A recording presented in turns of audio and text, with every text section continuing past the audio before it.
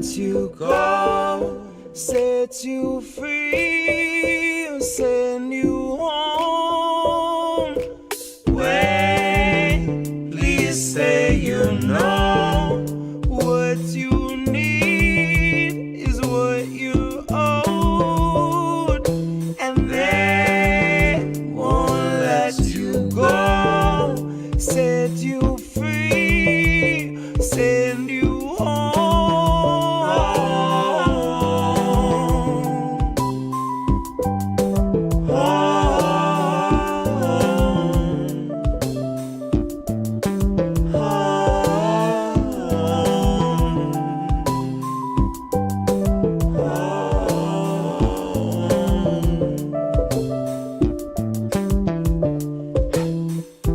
I was close enough to smell the fire. Jesus took the wheel and then he kicked me off the ride. I was busy shouting at myself from in the crowd, about to throw down and drag myself outside. I had to give myself the business. When I show myself forgiveness, it goes right between the eyes. Was looking past my shoulder, never focused on the prize. I stalked myself through burning sand the better part of 40 nights. I found myself staring in the mirror, yelling, go into the light. Cause I was in the rear view, staring at the highway, horrified. I was in the road ahead, arms wide, ready to be mummified. Gonna be the fella yelling how he's sick of always betting on his life. I'll also be the guy that brought the dice. Half a dozen chambers and I keep an empty 5. Only needed one to break the ice. Only needed one to clear my mind. Only needed one to stop time. Wait, please say you know what you need is what you owed, and they won't let you go, set you free, send you home.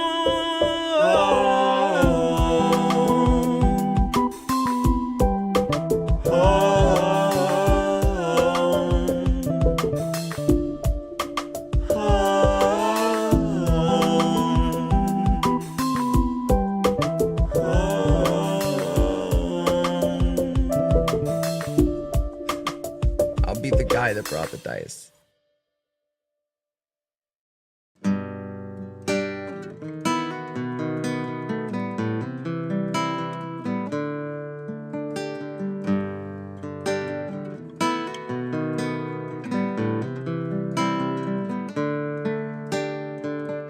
They'll gladly pay you by the hour for a minute or so, so you can sign off on the towers where they'll piss on your home.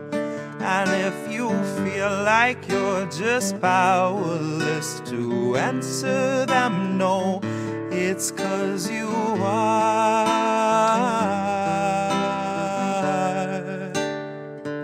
They'll gladly pay you by the hour for a minute or so, so you can sign off on the towers where they'll piss on your home. And if you feel like you're just powerless to answer them no, it's 'cause you are.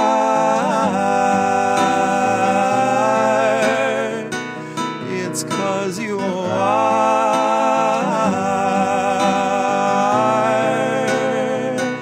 They'll gladly stagnate a living wage, snap the chains, bury it. Labor slaves in rusty cages dragged behind a chariot, led by Mr. Racial Jungle, Joseph or Iscariot, fighting over scraps as they barrage us all with variants and BuzzFeed clickbait, straight until we're paralyzed, trying to distract us from the concentration camps that Joe had swore he'd close but only chose to amplify, where they got 50-something kids in cages made for 5 to occupy. And no, she hasn't seen the camps, but Harris swears they're paradise. She tells us the facilities are safe, and that right down to the women, they are regularly sterilized. Then she throws her head back and she proceeds to laugh, that sort of heartless cackle you'd expect from someone working steadfastly on behalf of the virus and a Congress full of parasites. And where was I I was busy cashing every blue check, demonstrating plainly all the narratives expected from the verified. I was busy breeding verbal leeches by the terabyte. Train them to exsanguinate the wealthy while they sleep at night. Bleed the oil barons dry and barren. Say they showed us how to share and now we share alike. Tell them I contracted rabies from a feral mic. Now I'm just another species losing sleep to noise pollution and these glaring lights. Forced to change its habits and adapt to just survive. But now it's safe to say that some of us are thriving in the moment, throwing shit on presidential homes beneath the Paris skies. So if you feel like you're just powerless, I guess you bought the lie.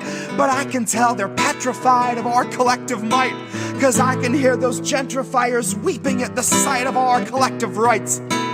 And I only can imagine the intensifying fear of knowing revolution's near, and all that's left to do is simply wallow in the thick anticipation of a rabid bite. And baby, one day you can ask your leaders just what that was like before you grab a slice. So if you think you're powerless, allow me now to change your mind. Honey, if you think you're powerless, allow me now to change your mind. See, they'll pay you hourly, tax them each apart, and build a shining tower out of loopholes and cards, and tell you that you're powerless to keep you in the dark, because you aren't, because we aren't. You see, they'll pay you hourly, tax them each apart, and make you build a shining tower out of loopholes and cards, where they'll tell you that you're powerless to keep you in the dark, because you aren't, because we aren't.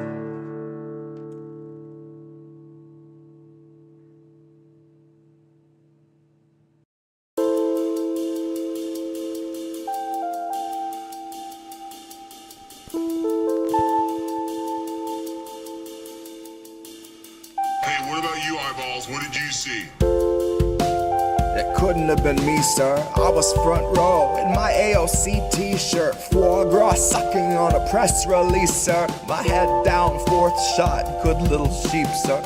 Sit down, sweetie, the adults are gonna speak first. They trust the science and they're terrified of research. Here to thank our healthcare heroes, they've been feeding to the burnout, feet first. Until suddenly they dip mid-shift, take a header off a bridge. Such a shame, they were really such a sweet nurse. Now they'll never get the card and the cold slice of pizza meant to thank them for their teamwork. Now they'll never get the baggie full of checks mixed, which would be the one reward they'd see for the moms they had to intubate, and the countless cries of grief since we've been haunted by the specter of the C-word. Now all the applause for our healthcare heroes rings a very hollow note, because we played it out like Freebird. See, add the ones and zeros in our fragile checks and balances, or checks for all the wealthy who have such unholy talents that we think it's patriotic that we all got zero balances. And re-elect Pelosi so she'll face our toughest challenges, which is analogous to water for a drowning man. Nancy disregards our impoverished with a spiteful and dismissive little waving of her withered hand. 'Cause 500,000 freezing on the streets is Biden's winter plan. And I bet you swore they told you you were voting for a different man. But really all you wanted was a different man. It didn't make a fucking difference if he finishes the previous inhabitant's agenda and starts auctioning protected land. Biden's born to leap at any war a donor's check demands. Turns out that you can't cure greed once it infects a man. Once they lose respect for human life and focus all their fucking efforts on the oil baron rescue plan. Honey, what are we to Hecuba or Hecuba to us that if she's starving we should give a damn? Why should we be moved to tears if someone isn't eating? We won't even recognize that food is essential to our being. It's just us and motherfucking Israel who will not guarantee that food's a basic human right. Because starvation is our favorite tool of genocide disguised as sanctioned democratic healing. That's me in the corner, losing my religion, gouging out my eyes and then dancing on the ceiling. Jesus fucking Christ, what a feeling.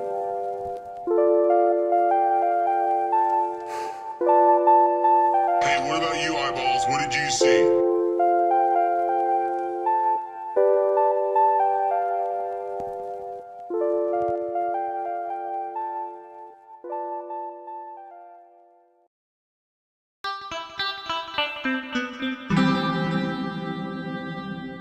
Who are these people?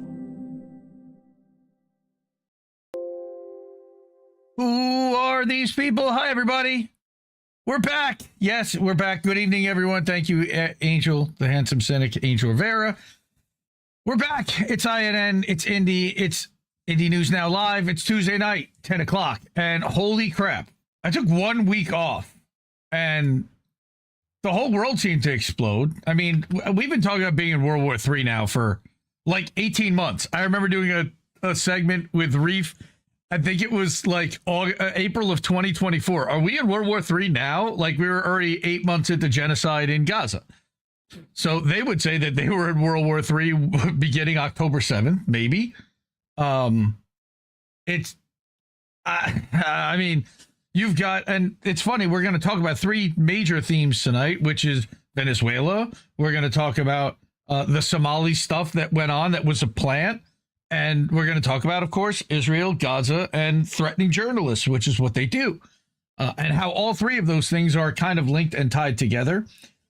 And we're also going to have a short lightning round, get to the GoFundMes.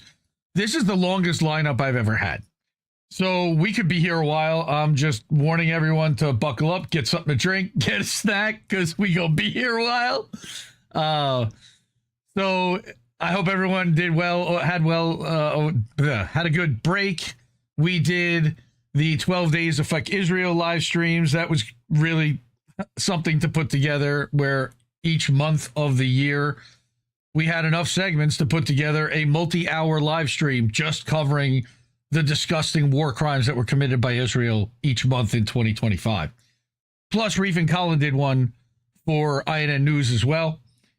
Then we did some best ofs, and we had Brian Christie on some one-on-ones, and a best of American Tradition with Jesse Jett. We reran the tech tips that we did last month. I'm going to do another one of those on Thursday night, by the way. So come back Thursday night at 10 Eastern, and we're going to be doing a live Indies tech tips. I got a few things to talk about there. And I wrote an article because over the break, there was such nonsense that happened on New Year's Eve.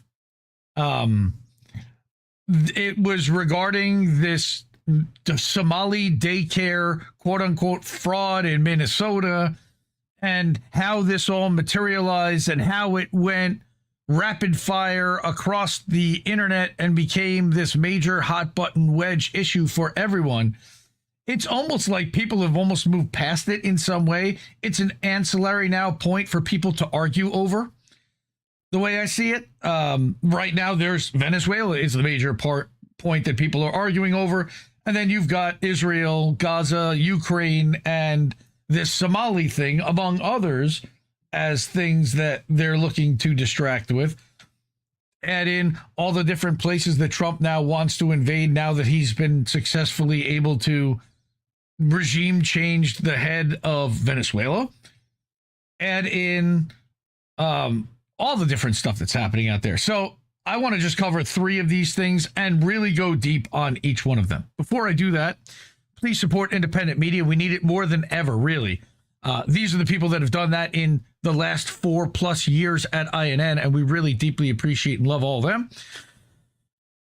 Ways to do that: Cash App, $ Indie News Network, co-fi.com/Indie News Network, which is where the majority of you give. And if you do that, it will actually pop something up on screen.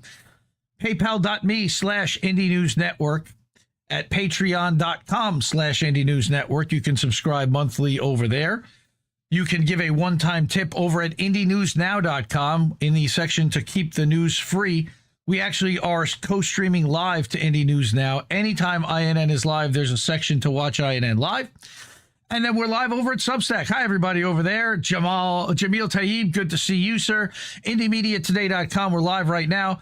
And we're also members of INN, and I publish to INNnewsletter.com every week. So subscribe over there to get completely unique content than you get over at Indie Media Today.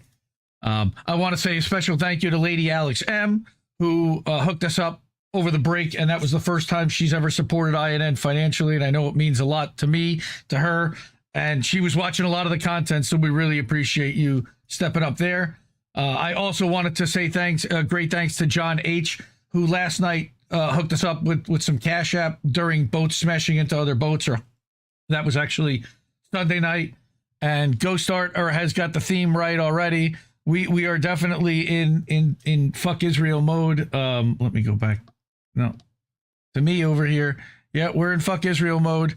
So we're gonna have a fuck Israel segment later that is going to be pretty large. But the Venezuela segment's going to be extensive. I'm going to go super deep and bring you a lot of different voices and people from both the network, outside the network, around the network, Indie Media Award honorees and not. All right. Kameshwari Kate, good to see you. Thank you so much for all your support as well. Same thing to you, Accord Lord Sean Brother, and everyone else who's already here tonight. All right. 15 of you already on YouTube. Good to see.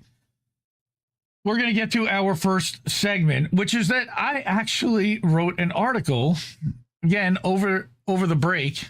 Our good friend Oz, who's also, by the way, in his own right, an Indie Media Award honoree for podcasting and live streaming. Oz the Boomer says this is a great editorial about what's going on and who little Nikki Shirley actually works for. Nicely done, Indie and INN.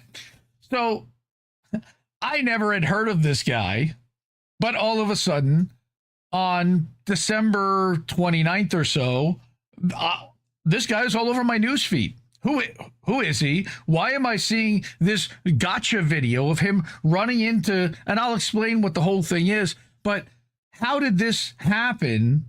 And based upon who was pushing it, who was sharing it, and where it went, it was clear this wasn't organic, but it caught like this crazy momentum that I've really never seen. I mean, I've seen things happen like this, but to the point where it just captivated an entire group of people that started arguing over it almost instantly, claiming that people were defending fraud. There was a lot of different things that happened here. So I'm going to start with the article that I wrote, because what I did was I gathered together kind of all the different narratives that I saw building and what was the motivation behind what was being said and who stood to gain from what was being said.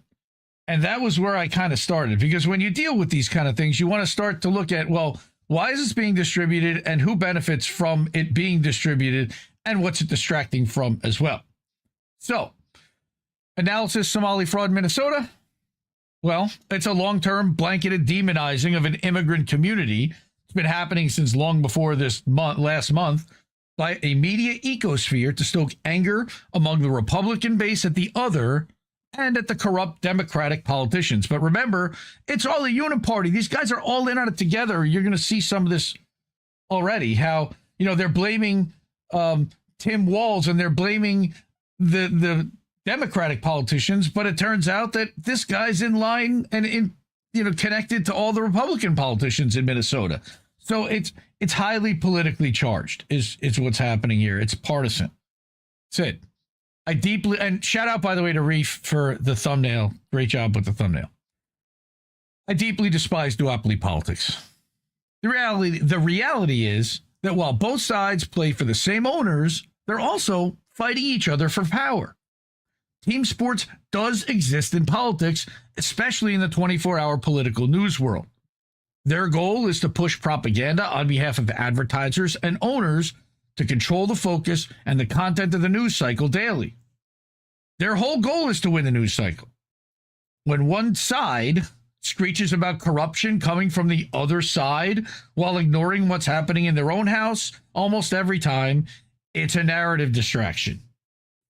So simply put, my read of the TLDR on this whole Somali daycare fraud story is that it is a Republican-led and Israel-led narrative rage bait thing. Now, I published this on December 31st, and that's relevant. I'll show you why in a few minutes. This was on New Year's Eve day at like 2 o'clock in the morning. So it hadn't even been really that daytime yet.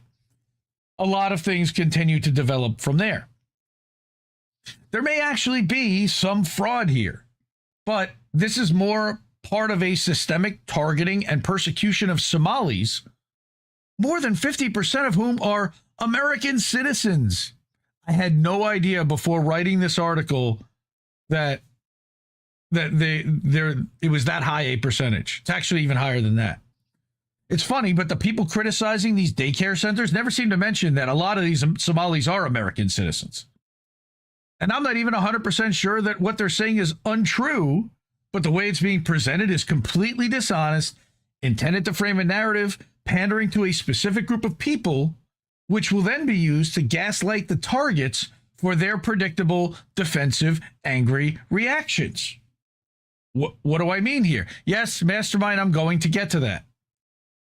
It's multifaceted, and so here are just some of the obvious goals and who benefits.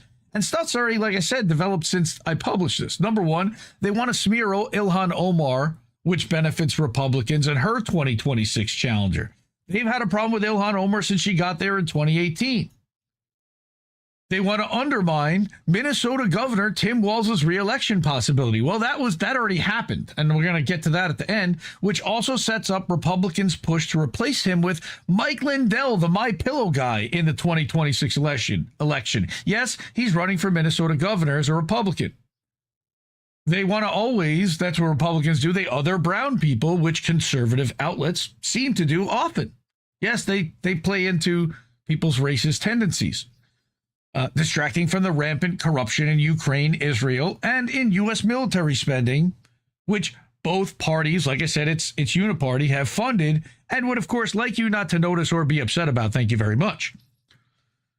Most importantly, as Mastermind Hour pointed out, they want to demonize Somalia on behalf of Israel because they, like every other country, are opposed to Somaliland being created specifically, basically, to accept the Palestinians.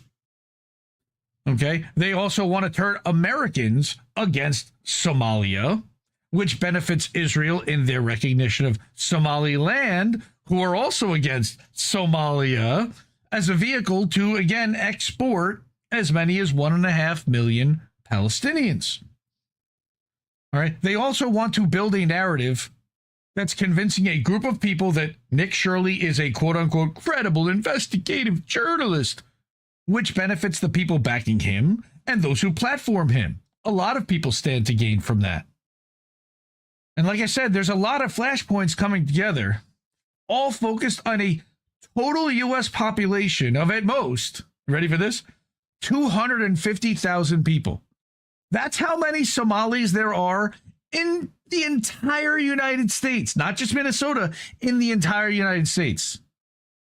250,000 people at most. Some say 190, some say 260, some say 160. The number is not exactly sure. Nobody's exactly sure quite how many there are. But some, at most, 260,000 people was the highest number I saw from anyone. Out of a population in this country of 360 million. All right, it's like 0.00001%, literally. It's all of that's coming from that few number. Come on. And with nobody else having outside influence, insane. It's also playing into a misdirect. Look over here, as the Pentagon announced it had lost track of billions in weapons sent to Israel. So what happened here?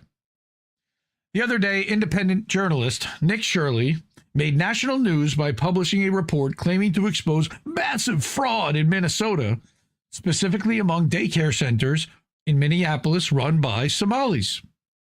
This was shared by J.D. Vance and other Republicans with big platforms.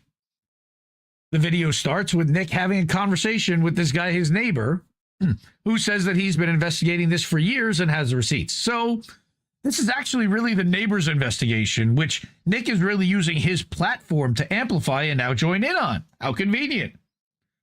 The neighbor holds up a stack of paper that he claims is info about daycare facilities, some of which get more than $1 million a year in federal money, but that he's personally never seen a child go in and out. Definitely not even close to the number of children these facilities are allegedly paid to care for. And he's got offices right next door. Okay. Shirley says that the windows are reportedly blacked out at every facility so nobody can see inside. The neighbor claims that there are a few adult men hanging around outside sometimes, but not an active daycare center. I included a link so you can actually see it for yourself. It's a 45-minute video. They drive from daycare center to daycare center. Here, the two of them then get in a car together and drive from registered center to registered center, trying to sign up Nick's son, which he doesn't have, on the spot for daycare at the Somali owned and run facilities. That's his gotcha. I'm trying to sign my kid up. Can I talk to somebody? Can I tour the facility? Can I see around? The rationale is that the centers have been receiving federal money, according to the neighbors, so asking for a tour is a way in to get a look around.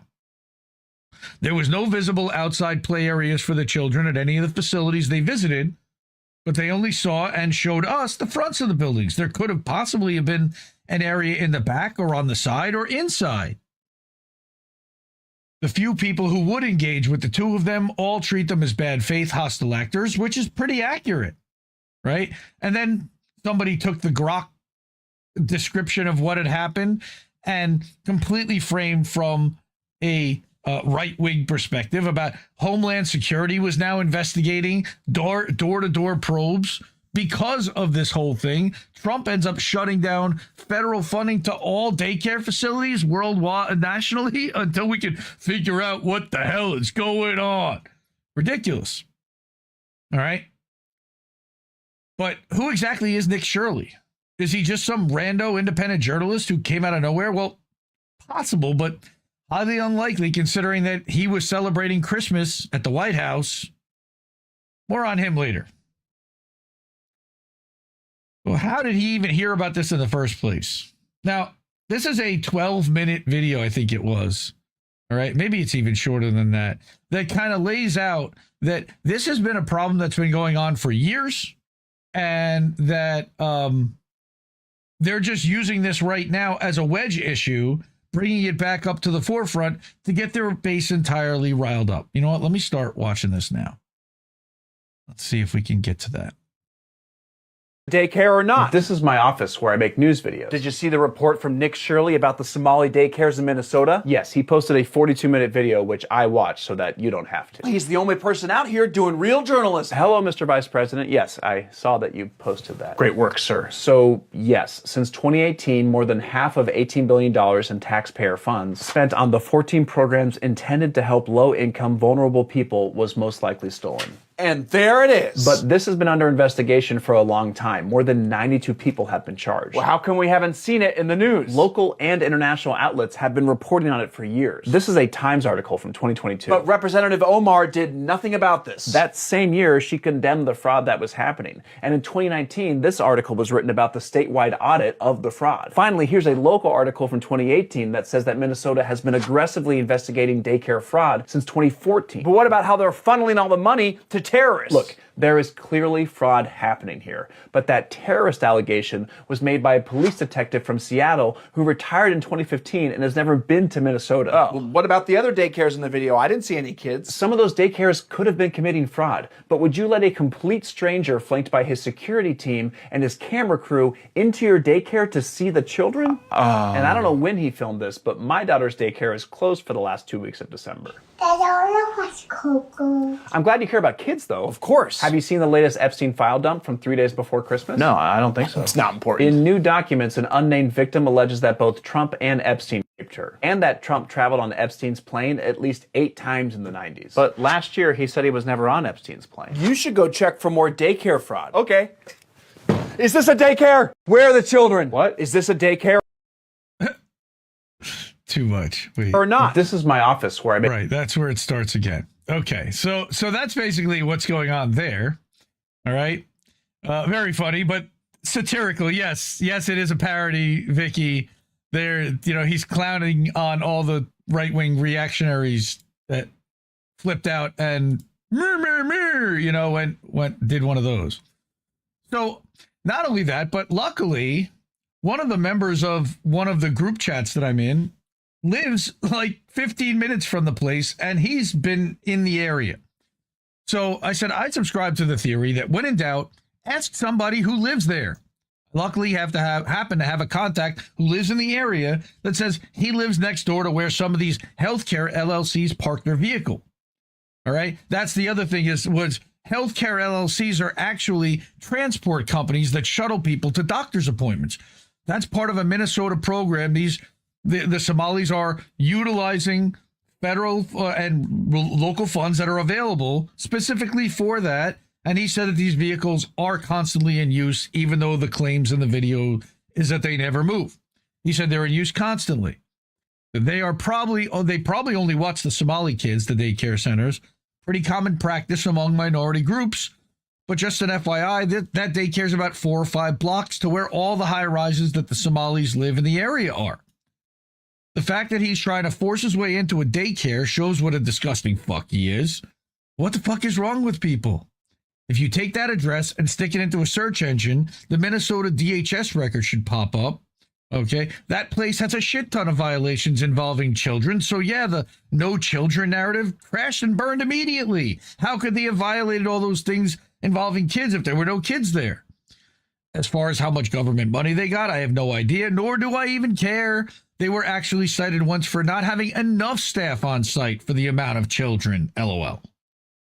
If Shirley really wanted to take a tour of the facility, as Colin also pointed out, most parents call first and make an appointment in advance. They don't show up with a camera crew and a boomer grandpa asking questions about where all the kids are. Now, let's also talk about that the entire Minnesota child care fraud narrative, which caught like wildfire, has shown itself to be a right-wing talking point because you have to look at where did the coverage initiate and then who's running with it. All right, so it initiated with that guy, Nick, who is a frequenter on Fox News. So you had Fox News personalities sharing it, you had J.D. Vance sharing it, and you had all of these outlets from Newsmax to Real America's Voice. This is an ecosystem right here. Daily Caller, Mike Lindell, who conveniently is running against, the current sitting governor to replace him. All of these are right-wing propagandists, effectively. Yes, Tucker Carlson too. And yes, Il Donaldo Trump, that is an actual channel. It has Trump like with a mustache because it was started, I believe, when Trump was banned from social media, and it gave him a presence, even though he doesn't run it, nor do his people. But it's actually, chuddy, but kind of funny at the same time. All right, coordinated messaging. Well, it looks like somebody else noticed. So Andrew Mercado also has this observation. Wild how all the Israel influencers all have the same interest in Somali daycare centers in the same week. Huh. These are all the people that had met with Bibi or had traveled to Israel, and we believe they're on the $7,000 per post plan. So again, reminding people that Mike Lindell is running for governor. Wait, what? Another motivation behind the narrative. Did you know that Mike Lindell, yes, the My Pillow guy, is running for Minnesota governor with support from Trump, that he's endorsed him? Lindell also has his own media network, complete with White House credentials. Yes, he has a reporter in the White House press room. All right. Media bias fact check rates the org at extreme right ideology and very low factual reporting. Doesn't surprise me. Again, all these attacks on Tim Walz and Democrats align with a narrative of taking down an incumbent opponent running for re-election who had his profile elevated nationally last year as VP candidate. Again, I can't stand either party, but that's just naked, blatant partisan politics. And it actually worked because Walz dropped out of the race this week. Holy shit. But why are Republicans targeting Somalis? To distract from how much they fund Israel? Maybe. All this focus on these Somali-run preschools while we actively are funding Israel to the level we do feels like a desperate attempt at a distraction. We're still sending billions to Israel to steal Gaza and the resources underneath it. We're still sending we are sending billions to Israel to murder or displace again the remaining Palestinians who've already survived 27 months of genocide, and spend millions to propagandize Americans that somehow it's morally necessary, because we've talked about all the money that's being spent now on Christian Zionists in the United States to market specifically how great Israel is to them and get them on board with this Christian Zionist fundamentalist narrative.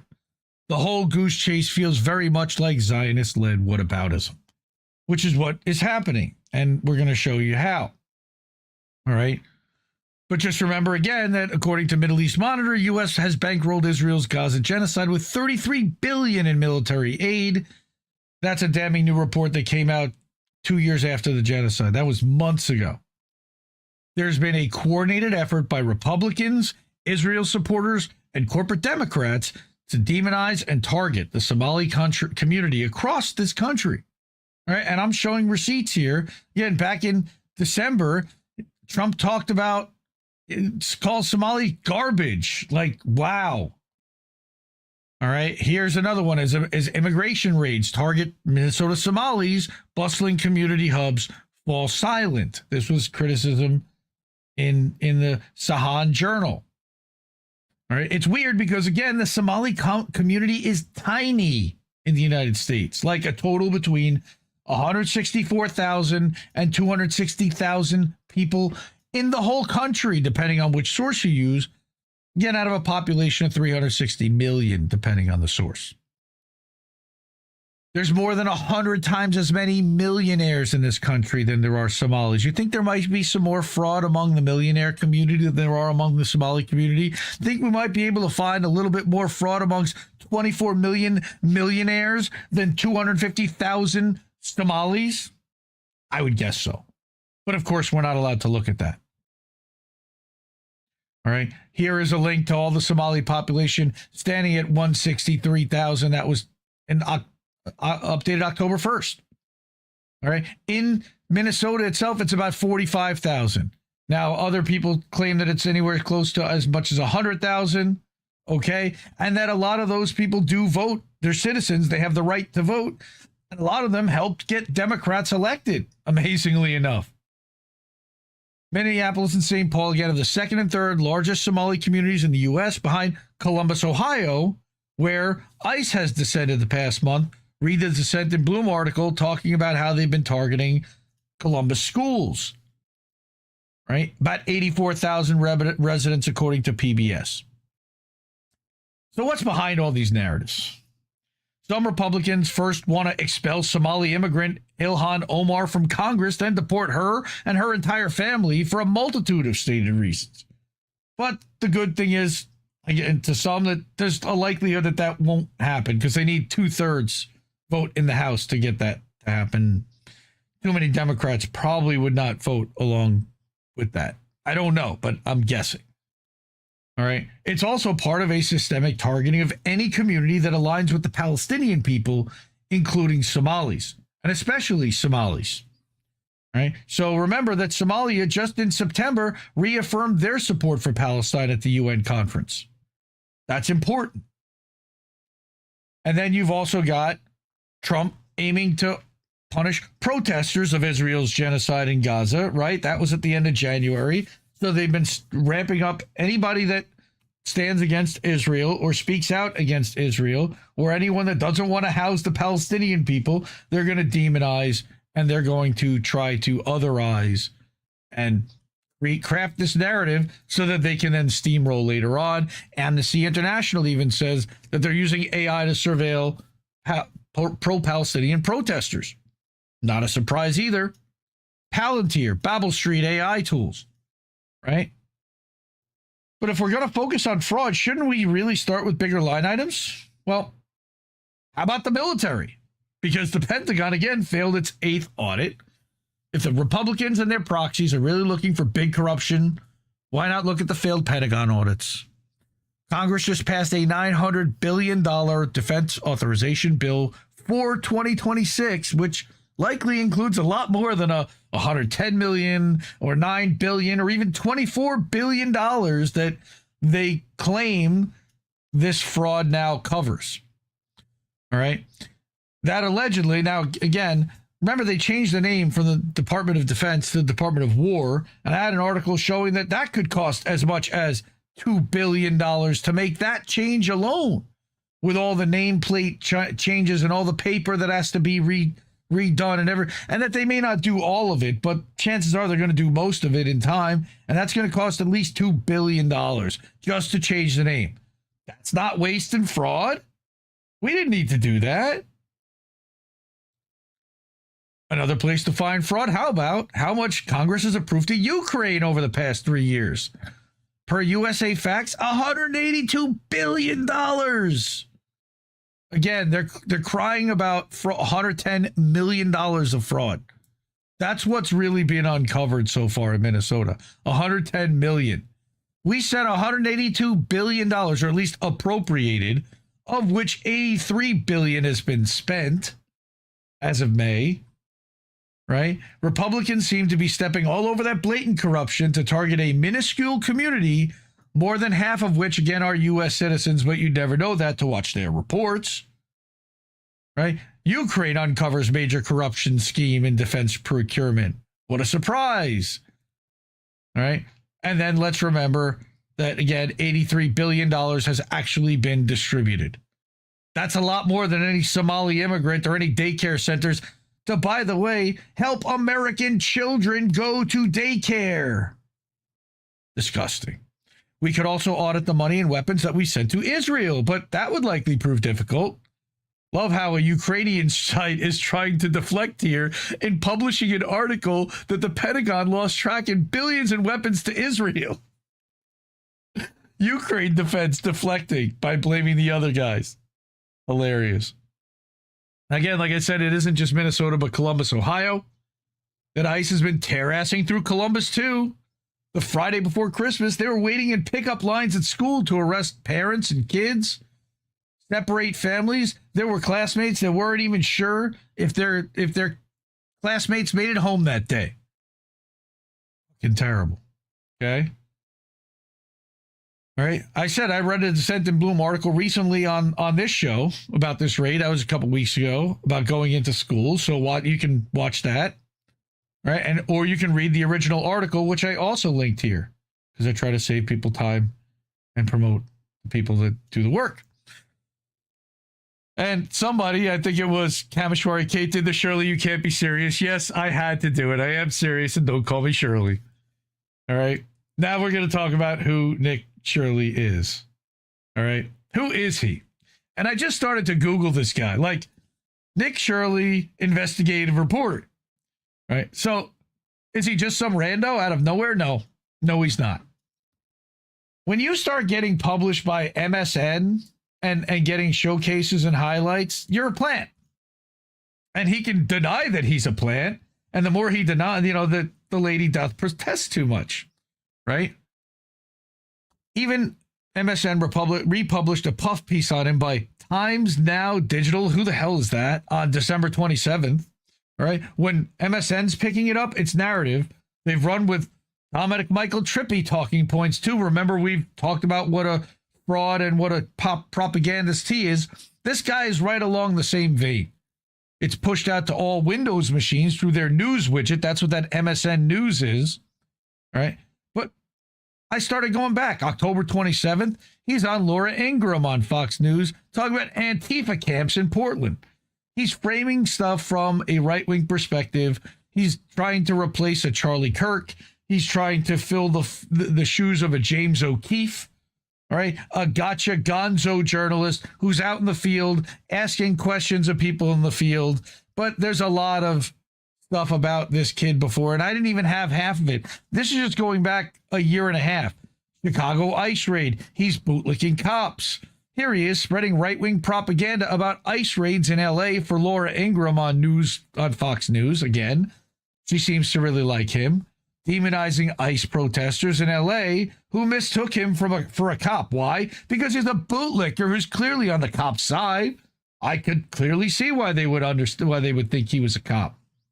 Right? He also went to Greenland and he started asking man on the street questions of the natives. And this guy just tore him to shreds. We don't know. Look at Americans, how they treat their own indigenous people. The pipelines, the women who's missing. Look at them, all the children who've been taken away from indigenous people. You Americans, all the journalists come here and get clout and, for 100 likes, I'm gonna go to Greenland or something like that. Came here to Greenland. Yeah, how many likes? We did get 100K likes. Yeah, so that was the thing. Yeah, People that's are the interested. thing. People are interested to see what happens. Now we have shouted so much about racism. We have spoken so much about what we've been through in the media all over the place about many different stuff. But it doesn't matter. But only when a fucking racist son says, "Oh, the Greenlandic people experience racism." Now it's a thing. Now you're interested. How about when many people who lost their kids, many people who've lost their lives, many different stuff. Do you know about that? Do not. Yeah. So do your research. They're good. They're good. Right. So, you know, and then what he tries to do is frame it as these people are crazy. They're, you know, like, I'm just putting a camera. He's setting them up. He's stoking this anger. And then like, hey, I don't know why they're angry. All right. Again, at the border, June 2024, this is when he first got notoriety. Again, he started like asking people questions at the border and talking about fear mongering and racism against Hispanic people and against people that are coming across the border, trying to do it legally. Nick Shirley has been doing this type of reporting for more than 2 years, poking at indigenous people and immigrants on behalf of the right wing to portray them as criminals and definitely not equal to American citizens. Funny, because the American Somalis are. Then presenting himself as, oh, I'm just asking questions. I've also noticed that for some reason the word shreds is a word that's being pushed across that right-wing media sphere to describe the latest Shirley versus Walls challenge. He shredded Walls with his investigation. Language like that that's mirrored across platforms and shows is not organic. This is being pushed. So are we seeing the elevation of another mammy? Well, it certainly seems that way. He may not be on Fox News staff, but Shirley is a regular favorite pundit of Fox's, notably Laura Ingraham, as an independent journalist, which gives them a level of disconnect from his reporting, even though it's clearly in service of their audience, right, which is demonizing the left, Antifa, and immigrants, while claiming that he's exposing people's partisan biases from an independent perspective. I equate it to what James Lee was doing over at Breaking Points for the last few years, lending his independent, quote-unquote, credibility to a mainstream media corporate-funded show. All right, that would put him as a member of the mainstream alternative media, which I put a video with Derek Bros and David Icke, talking about exactly what that mainstream media, mainstream alternative media is. All right. Why did this video go viral? Well, this article from MPR, Minnesota Public Radio, helps to try to understand, right? And who were the people behind it that helped it go viral? Is Nick Shirley pro-Israel? Well, certainly it came out in the days following that he was. But we also found out that he actually traveled to Israel and interviewed Israelis about Gaza. And he did a lot of agreeing with their disgusting hate-mongering nonsense and murderous genocidal, intent. He basically, again, you want to prove how Israelis are disgusting and violent, just hold a camera in front of them. But he was agreeing with them. Right. And as Himbo says, this dude was such an obvious plant that I don't think that anyone outside of the wellness company believes him. I wish that were the case, because there was an entire group of people that certainly believed it. And even if they don't believe him, they certainly believe that there was fraud in Minnesota. Maybe he uncovered it. Maybe he didn't.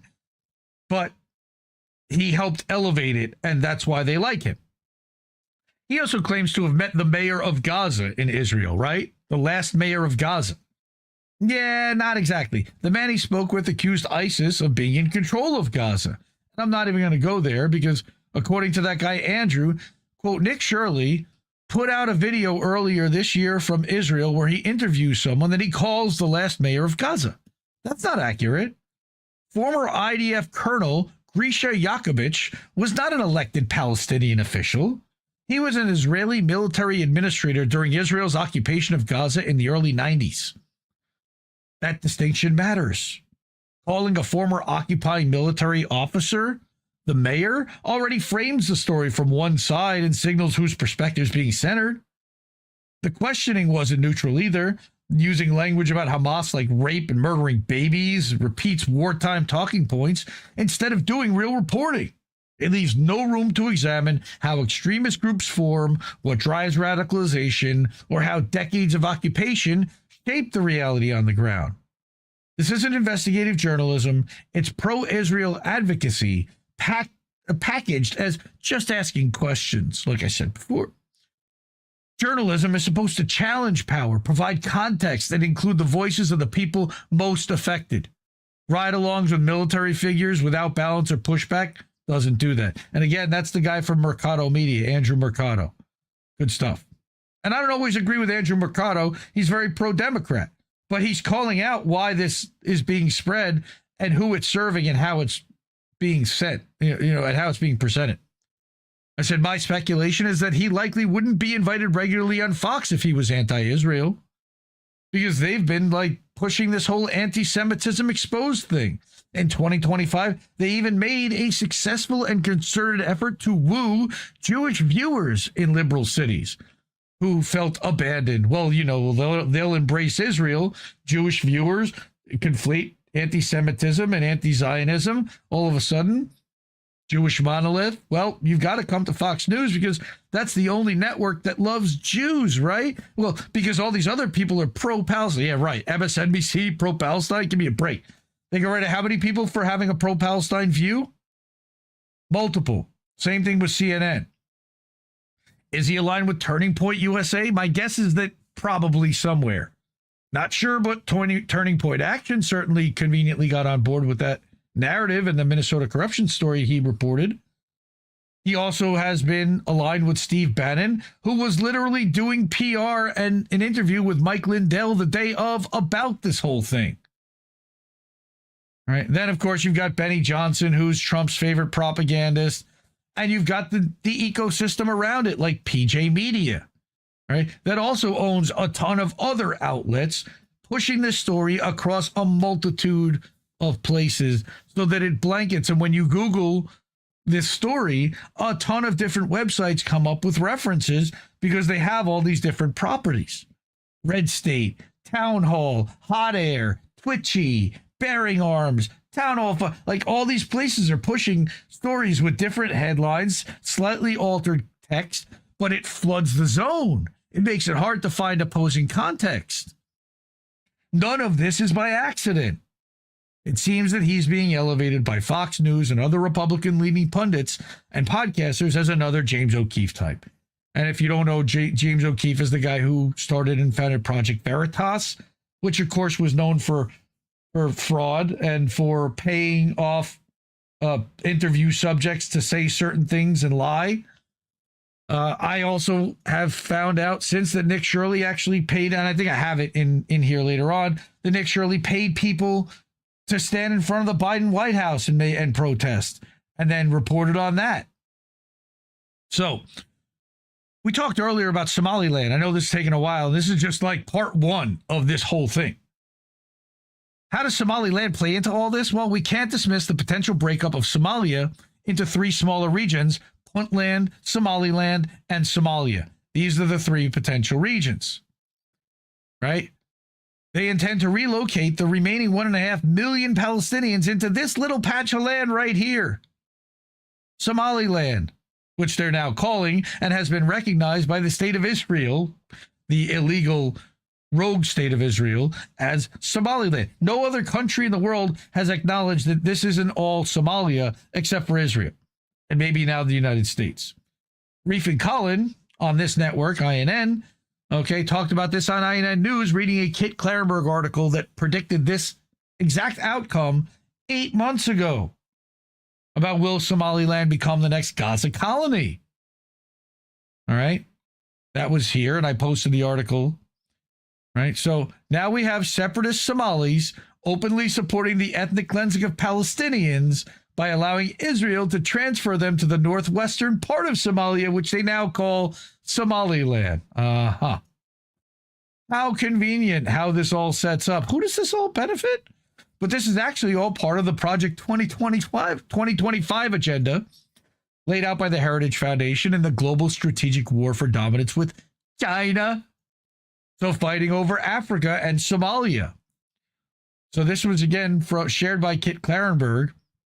Project 2025, a lengthy mandate for leadership drawn up by the right-wing Heritage Foundation think tank, widely perceived as a blueprint for Trump's second term in office, contained a dedicated section on countering malign Chinese activity in Africa, specifically recommending the recognition of Somaliland statehood as a hedge against the U.S.'s deteriorating position in Djibouti. Yes, Djibouti. We need to clip that. Somaliland is also where Israel intends to launch missiles against the Houthis in Yemen. Huh, how about that? Right across the Gulf of Aden is Yemen. Awfully strategic and convenient. Carlos Latouf with a brilliant cartoon. Or Latouf. Somaliland has been a decades-long Israeli project, it turns out. Pete Buttigieg visited there on vacation with his American political analyst friend in 2008, CIA Pete, while still working for McKinsey, which he published an op-ed in the New York Times as a total nobody. 2008. They have a very long timeline, man. Somaliland is Israel's 80 years old project. The project was called Harar Council. And this was a 34-page document in the link tree. The truth is, there's neoliberal corruption and crony capitalist corruption on both sides, and both parties participate in it. So, what happens? How does this all play out? Well, I said that when this is all over, my speculation is that we'll discover that there was nowhere close to 110 million in fraud, or 9 billion, or 24 billion. That nobody's going to go to jail besides maybe a sacrificial lamb or two. That the Somali corruption in Minnesota narrative will be a big distraction that the Republicans can misconstrue for 2026 to run ads somehow linking this to Ilhan Omar and challenging for her seat in Congress. Totally see that happening. Next, this narrative will serve multiple purposes, as it will be used as a bludgeon against Tim Walz. Again, already done. Why would corporate Dems like Tim Walz, who dislike Ilhan Omar almost as much as Republicans, get on board with fraud that would easily be discovered? No idea. Republicans want to weaken him for the 2026 gubernatorial election, setting up Lindell as the logical choice. Right? And the partisan hack media will be all too happy to go along because it supports the team sports duopoly narrative, with the added bonus of Trump may look upon them favorably for doing so. Hey, how about that? I do predict, sadly, that Somaliland will be the place that Israel tries to expel 1.5 million Palestinians to. I don't know if they're going to be successful, but they're sure as hell going to try. And it's pretty clear that this gotcha type of journalism doesn't give people a chance to properly explain themselves.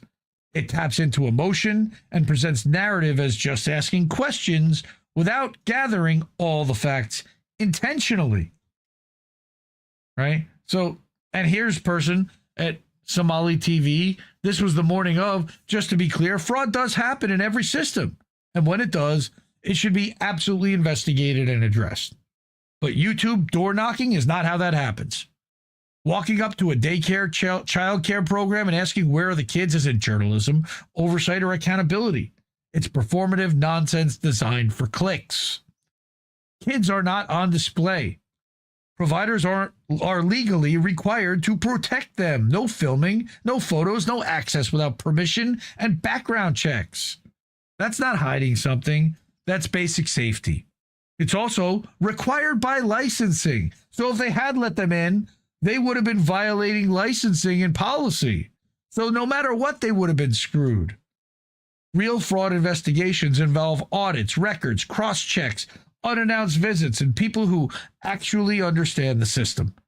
Not strangers with cameras and bodyguards trying to provoke a reaction. If someone truly cared about children, they wouldn't turn their safety into content. Fraud should be taken seriously. This reporting should not. Right? Don't help the narrative managers spread their fear-mongering propaganda. Stay vigilant and question everything, including what I put up there, by the way. But I provided receipts. I gave facts. I'm not pushing conjecture or narrative or opinion. All right? But that is far from it, because, again, thank you to Chuck B., Descent in Bloom, Lily, Reef, and all the others for their contributions, help editing, Oz for reviewing it and giving me pointers, everything. I had a lot of help. I don't do this by myself. But here's someone. Let's go surprise, surprise. Would you really be surprised if I told you that the media campaign targeting Somali Americans was kicked off by a former IDF soldier? Of course not. Rachel Wolf, a Zionist journalist at Fox News, published the article titled Minnesota Taxpayers Funneled to Al-Shabaab Terror Group, report alleges. A completely false report that inflates simple financial case into a manufactured terror storyline and links it to terrorism in order to target the entire Somali community and turn us into a scapegoat, right as the American public is focused on major issues like the Epstein files and demanding an end to the billions sent to Israel every year. This is the real story behind the headlines. And this is this lady, Rachel Wolf. Rebecca Wolf, whatever. Okay. IDF spokesperson's unit. Okay. 2017, 2019. He was with the Israel mission to the UN. Speechwriting intern. This, again, going back to 2015, Zionist Organization of America. These are the people that are leading this campaign. Next, we have Russell from over at Due Dissidence. How to spot a psyop? When you find everyone obsessing on something that they didn't know anything about, much less cared about a week ago, it's an op. The only question you need to ask at that point is, well, who benefits? Well, Gen X Girl helped us answer that question. And it wasn't us that did it. It was Israel themselves. Again, all you do is point a camera at them and they can't help themselves. Israeli says that Mossad was behind the Somali fraud story, which has caused mass outrage in the U.S. Israel claimed that the money was going to terrorism and Qatar was behind it. But Israel is the one that built a military site in Somaliland and recognized it, splitting Somalia into two rival countries, eventually into three. What do we mean? Well, let's go back and watch this minute and a quarter video. How is the Israeli Mossad related to the recent corruption that was discovered in Minnesota? You're not going to believe it, but there actually is a substantial connection, and it runs through the Israeli Prime Minister office. I'll start from the end. Israel just established relationships with Somaliland, which is not Somalia. But the backstory to the whole Minnesota corruption story is that much of those funds, and again, I think the initial number that came out is about $9 billion. And again, this is crazy. American taxpayer money of, let's say, $15 billion that they imagine were stolen or misdiverted from public funds. About $9 billion of those were sent back to support terrorism, or what they would call the Muslim Brotherhood actions, and this is tied into Qatar. And Israel, of course, was behind the scenes, and I know people love these conspiracies, in leaking some of the information that is responsible or related to the funding of terrorism using that exact money. So the fact that Israeli Prime Minister Netanyahu has a phone call and recognizes Somaliland is tied into Qatar being a supporter of the Muslim Brotherhood, tied into the Somali funds that were stolen in Minnesota funding terrorism in the Middle East. That is a story that came out right now. It really blows my mind how global terrorism works, but it's such an amazing thing that it was uncovered, and I'm sure there's more news to come on this topic. Okay. So we've got Mossad basically admitting that they were involved. And a lot of what I talked about is also uncovered by Sir Escanor, who we've talked about before. All right, Latter-day Saint Nick Shirley. And of course, he ends up in Tel Aviv doing street interviews about Gaza like it's a content safari. At some point, you have to ask, is this journalism or a guided tour of pressure points that the system wants mapped, filmed, and polarized? How to grow a truth influencer in 10 easy steps. Start with a clean-cut, wholesome brand. Then march him through with every preloaded conflict node on the planet. White House roundtable on Antifa. Again, I pointed out a lot of these things. Anti-Trump protests in Portland, Antifa, Chicago ICE protests. Dearborn anti-Islam protests, U.S.-Mexico border crisis, El Salvador CCOT, first American to film inside. How do you think that Fed Op's getting access to Bukele's fucking prison? He went to Kiev and he propagandized over there too. Israel-Gaza attempt. Paris migrant crisis. This guy's been all over the place. And who's funding all this? And voila, a neutral interviewer who just happens to hit every friction point that drives the same agenda. Surveillance, borders, prisons, predictive policing, permanent emergency politics. The tell? When your content is always migrants, riots, Islam bait, prisons, and war in Israel, you're not documenting reality, but you're manufacturing a mood. Also, because you're willing to desecrate a religious text on camera for clicks, which is the bacon Quran stunt that many people attribute him to, you're not brave, you're just a provocateur farming reactions like that loudmouthed, annoying, gunslinging Latina. What's his face? He's talking about Nick Fuentes. All right. So here are the questions. Who funds the travel? Who coordinates the access? And who benefits from the polarization? Independent doesn't mean anything anymore. It's just a costume. And we talked about that 18 months ago, that independent was not really, that they had kind of defanged that whole thing. Right? You've got the LDS Church, which also pushes a lot of Zionist stuff. So that's Sir Escanor. So Nick Shirley probably won't be reporting on Racine. Yeah, I would guess not. Nope. Pillow Mike, I'm guessing he knows about Racine too. And look into Racine for those who haven't.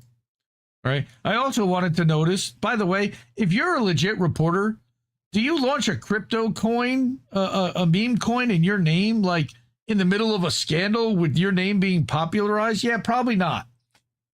So Nick Shirley, the MAGA chudfluencer bro, who did the investigation into Somali daycare fraud in Minnesota, just launched a meme coin December 28th at the Nick Shirley on Zora. Right? That's gross. Seizing his 15 minutes of fame and profile elevation to the max. Who knows how much money he made off of that rug pull? And that's guaranteed to be a rug pull. INN's Care Bear points out that Nick Shirley was making fun of the daycare sign spelling in his reporting. Here's picture 2 of him selling the sign as a hoodie on his website. So now he's profiting from merch off of this thing, and of course putting the phone number 1-800-FRAUD. Insane. Just that he could just push this narrative. All right? If it looks like a cloud chaser, smells like a cloud chaser, well, it couldn't possibly be a cloud chaser, right? And then, of course, Comrade Misty. We know Comrade Misty. If my kid's daycare let in a group of dudes with cameras and masks, I'd be so fucking pissed. I'm as white as fuck. With ICE running rogue, of course they wouldn't let him in, dipshit. Right? This guy got interviewed by CNN. They sent CNN out to try to question this guy, like, what are you doing? And apparently they exposed him for being a clown. Yeah, that is a good point also, that it's amazing that he wasn't at Utah Valley University when Charlie Kirk got shot. Maybe he was, for all we know. We don't know. Yeah, Hinkle vibes, good. Yep, Fed Op vibes. What? I didn't say that. I guess I did. Oh, right. So this happened literally yesterday, and I just laughed out loud when I saw it, because this is only going to further encourage Republicans to do this more. Mission accomplished. They just forced the resignation of a governor, sitting governor, who's not going to run for re-election because of the amount of heat that he's getting over this scandal, allegedly. It's fucking insane that they would bend the knee to this. Why? Wow. Just wow. All right. There's so many narratives and so many things that are coming together here, and it all benefits like Israel and establishment Republicans, right? Yeah. Leering Center. Okay. The sign was wrong and it had been wrong for a long time. That was bad. Okay, that's bad. By the way, they fixed the sign the next fucking day. All right? Next day, that sign was fixed. There was money to fix that. And there was also a story about a break-in at one of the daycare facilities. There's a lot of questionable suspect shit. I'm not saying this whole thing is clean and squeaky clean and that there was no corruption and that there was no fraud. There might have been. But I think the way it's been presented, the way it's been framed, and the way that this whole thing has been, kind of swept up in trying to distract from a lot of other things that are happening that are much more important. It's focusing on like a tiny hill of beans with a mountain of minutia. Okay. Yeah, all part of the plan. So I know I went long there. And again, I got Venezuela to get through. So this may end up being a 3+ hour show tonight. So again, I hope you stick with us. If you don't, I understand. Everybody's got to work tomorrow. But please support independent media because we need it more than ever. The ways to do that are Cash App, $, Indie News Network. Code-fee.com/Indie News Network will actually pop something up on screen with your message. All right, PayPal.me/Indie News Network. Do that as friends and family. We don't get any fees. Patreon.com/Indie News Network is a way that you can support monthly. You can also support the network over at INNnewsletter.com monthly. You can give a one-time tip over at IndieNewsNow.com where you can keep the media free. There's a whole section there. And you can watch all of INN live whenever we're live over at Indie News Now. We're also live at IndieMediaToday.com. And that is my Substack where we are live for this show every Tuesday night. All of the clips from this show and that article and all of my original articles that I write are published at IndieMediaToday.com. Also, when I do appearances on other shows, sometimes I'll clip that up and I'll put that out as well. And thank you so much, everyone, for supporting independent media and for supporting INN. All right. Now, again, this is going to get extensive, but we're going to start with what happened in Venezuela. So what happened 5 days ago, and this was published on Saturday. So Saturday morning, we all wake up. Now, we've been talking about Venezuela for a while. Saturday morning, we all woke up at 2 a.m. that special forces went in and captured and kidnapped. See, I used corporate media's talking point. They kidnapped Maduro and his wife, allegedly at gunpoint, but without a shot fired, and weird. But we all found out that he was being arrested, put on a helicopter, and taken to the U.S. to stand trial. So Dr. Rameh Al-Adwan said 5 days ago, the real president of the United States, Bibi Netanyahu, visited the U.S. 4 days ago, the U.S. issued new sanctions against targeting Iran and Venezuela. 3 days ago, Netanyahu claims that Iran could send arms to Venezuela because they're in cahoots. 2 days ago, Netanyahu leaves the U.S. And then today, the U.S. bombs Venezuela and kidnaps Maduro and his wife. That's weird how that timeline happens. It almost looked like Trump got marching orders from the real president. Vanessa Bielli, Indie Media Award honoree. All right, she says Trump peace bombs Caracas. The U.S. is a terrorist state. And here are some of those bombs being dropped over Caracas. You can see the sorties and you can see the explosions. There's the planes and ba-boom, ba-boom, ba-boom, coordinated droppings, explosions. Right? And then you have this one. Looking at it from much higher up, much higher elevation. Just where all these explosions are. Right?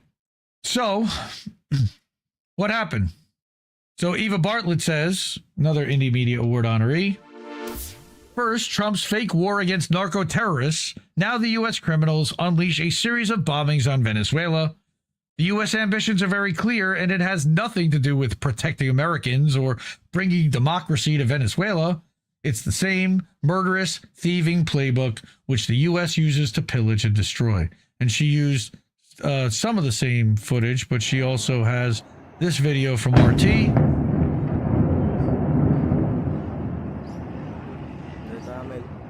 Okay. All right. She published back at the end of December that here's the reality of U.S. ambitions in Venezuela. Let's check that out. All right. Again, there's a lot to get to. Jason Hickel. Bombing Venezuela while coordinating a genocide in Palestine, while threatening to attack Iran again, while destabilizing Somalia, while carrying out a heist in the Democratic Republic of the Congo? U.S. imperialism is the greatest threat to peace and security in our world today, and it ain't even close. Agreed. Mentioned Carlos Latouf earlier. Here's another cartoon of his, of the criminal gangster Trump with a ski mask on in front of the TV cameras. We're in possession of the elected president, Venezuela, Nicolas Maduro. Here are our demands. Surrender, hand over your oil and sovereignty. Accurate. Hadi Nasrallah. The U.S. can kidnap a president from a sovereign country, drag him into its courts, call it justice, then turn around and sanction the ICC for trying to arrest a war criminal committing genocide. I don't think you understand truly how broken this world is because of the United States. Agreed. Richard Medhurst, who got eaten alive a little bit for this, but I think that it does bear some form of repeating and to point out that this is probably the least of it, but covering his eyes and ears to deprive him of his senses is yet another war crime, something the Americans do all the time. And taking a photo of a detainee to humiliate them or satisfy public curiosity, also a Geneva Convention violation. That is the picture of Maduro on board the Iwo Jima with sensory-depriving glasses and headphones in a tracksuit. Where's his wife? No pictures of the wife.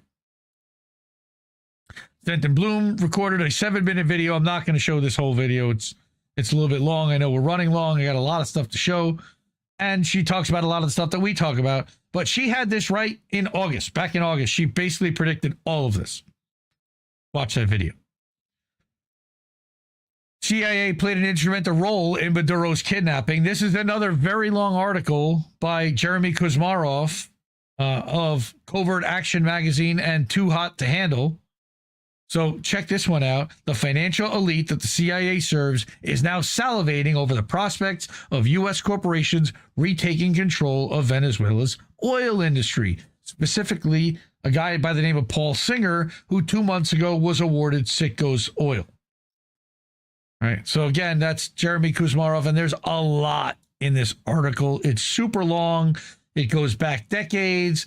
Again, you're seeing pictures of Creole oil, Creole petroleum, and John Lonigan, and 1976, father of now President Delcy Rodriguez, right, died in prison after being interrogated by U.S. intelligence agents. There's a lot of history here that I think a lot of people don't necessarily know. All right. Yeah. Nicolas Maduro charged with felony oil possession. Haha.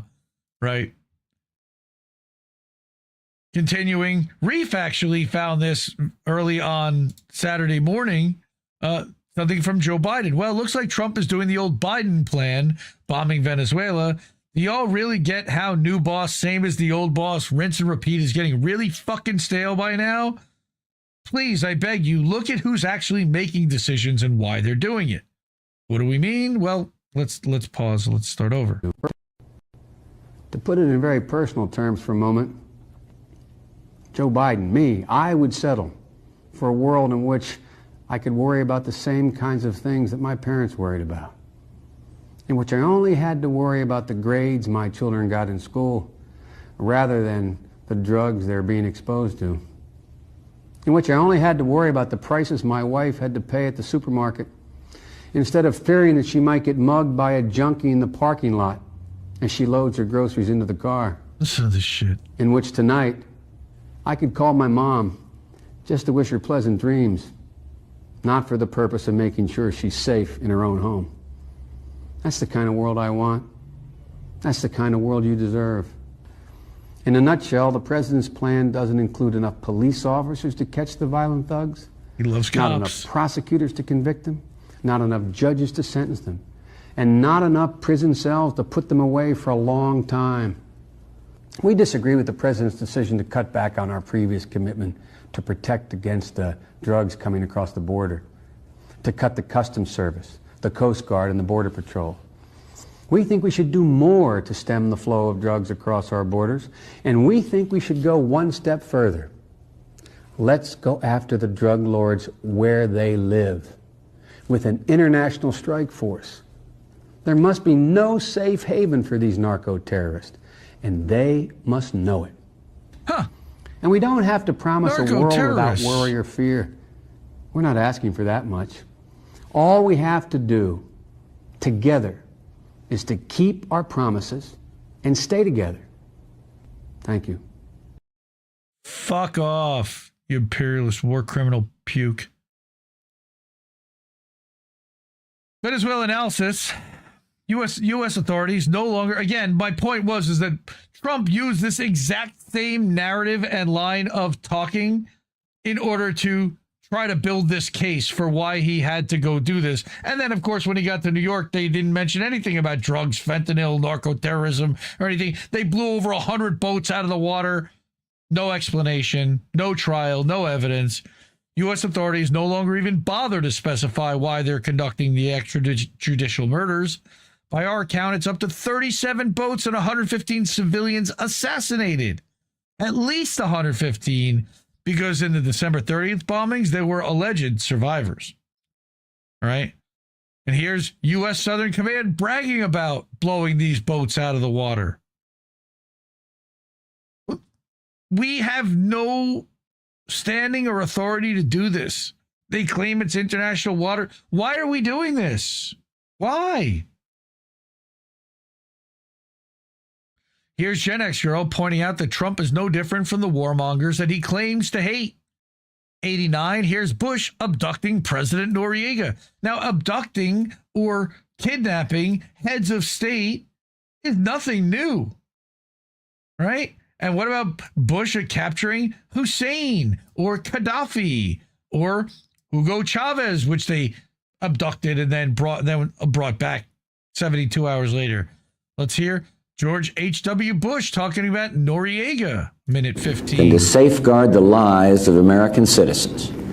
And that is why I directed our armed forces to protect the lives of American citizens in Panama and to bring General Noriega to justice in the United States. Good afternoon. Yesterday, December the 13th, at around 8:30 p.m. Baghdad time, United States military forces captured Saddam Hussein alive. He was found near a farmhouse outside the city of Tikrit in a swift raid conducted without casualties. Wow. Huh. Unconfirmed. Yeah. Unconfirmed. No. Unconfirmed reports about Gaddafi being captured. And of unconfirmed reports. Yes, we came, we saw, he died. Did it have No difference. Fuck the duopoly. Shout out to Gen X Girl for the video on this one. Matt Kennard pointing out that Starmer said that he needed to establish all the facts before commenting on the capturing and kidnapping illegal rendition of Maduro. What I can say is that the UK was not involved in any way in this operation, and he was waiting for his marching orders before he had an opinion. Fucking cowardice puke. Now, Colin challenged people who there was an entire narrative, even coming from corporate Democrats, about what a dictator Maduro was, except that he was legally, duly elected in his country in 2024. We covered that on How Do We Miss That? And a lot of other journalists did. Colin points out the idea that Maduro is a dictator is based purely on political, racist propaganda. Global South countries who don't tap dance for the Western Empire are considered backwards or communists or dictatorships. Unfortunately, even the educated among us are not immune to this thinking. And he said he was disgusted with people from church that were fear-mongering and talking smack about all of this and, you know, getting with the red, white, and blue propaganda. Yeah, get those commies. And again, they play into this fear-mongering constantly, and they're good at it. Asal Rod points out the way that they whitewash imperialism is with headlines that most people read. They captured Maduro. They didn't kidnap him illegally. They didn't invade a sovereign country. They captured him. And this was across the New York Times, the BBC, Reuters, and CNN. All the same narrative. The same word to describe exactly how they took him. Weird. Weird that they don't use illegal, war, coup, international law, violation, or sovereignty. This is how you normalize imperialism. I said they also never say regime change, which is what they are trying to accomplish here. Next, David Icke pointing out and sharing this video, which was shared by Wall Street apes. Venezuelans are crying on their knees, thanking Trump. Except this is AI and it's complete bullshit, and it got community noted. This is the kind of Israel slop being generated. All right, David Icke, the propaganda lies are coming at us like machine gun fire at this point. All right? There you go. Then you've also got, I needed to bring some levity and some humor to this whole thing because it's really insane. All right? Trump abducts elderly Venezuelan couple because taking hostages is good now. In the humanitarian move of the decade, the U.S. has bombed a sovereign nation and abducted its leader to liberate the world's largest proven oil reserves. The move happens to be in violation of international law, but this shows the law didn't want Venezuela's oil to be free. Clearly, the law is the problem here. The blood on the streets of Caracas isn't even dry, but Trump has confirmed that U.S. corporations will be selflessly involved in the rebuilding effort. It's unclear if Trump will stop murdering Venezuelan fishermen, but he will continue to bomb Maduro loyalists because only those who obey him are allowed to live. This is how freedom works. Excitingly, the U.S. abducted President Maduro and his wife from their home in a move that was surprising because the U.S. told us it's wrong to invade a country and take hostages. If you're struggling to keep up, just know that whatever Trump says is always right.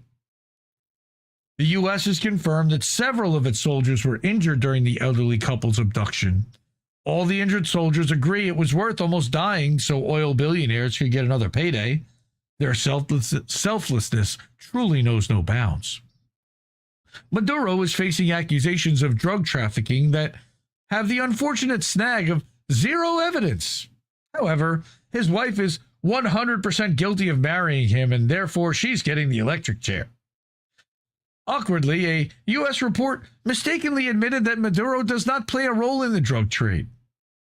As Maduro himself pointed out, he has oil and gold, so why would he need drugs?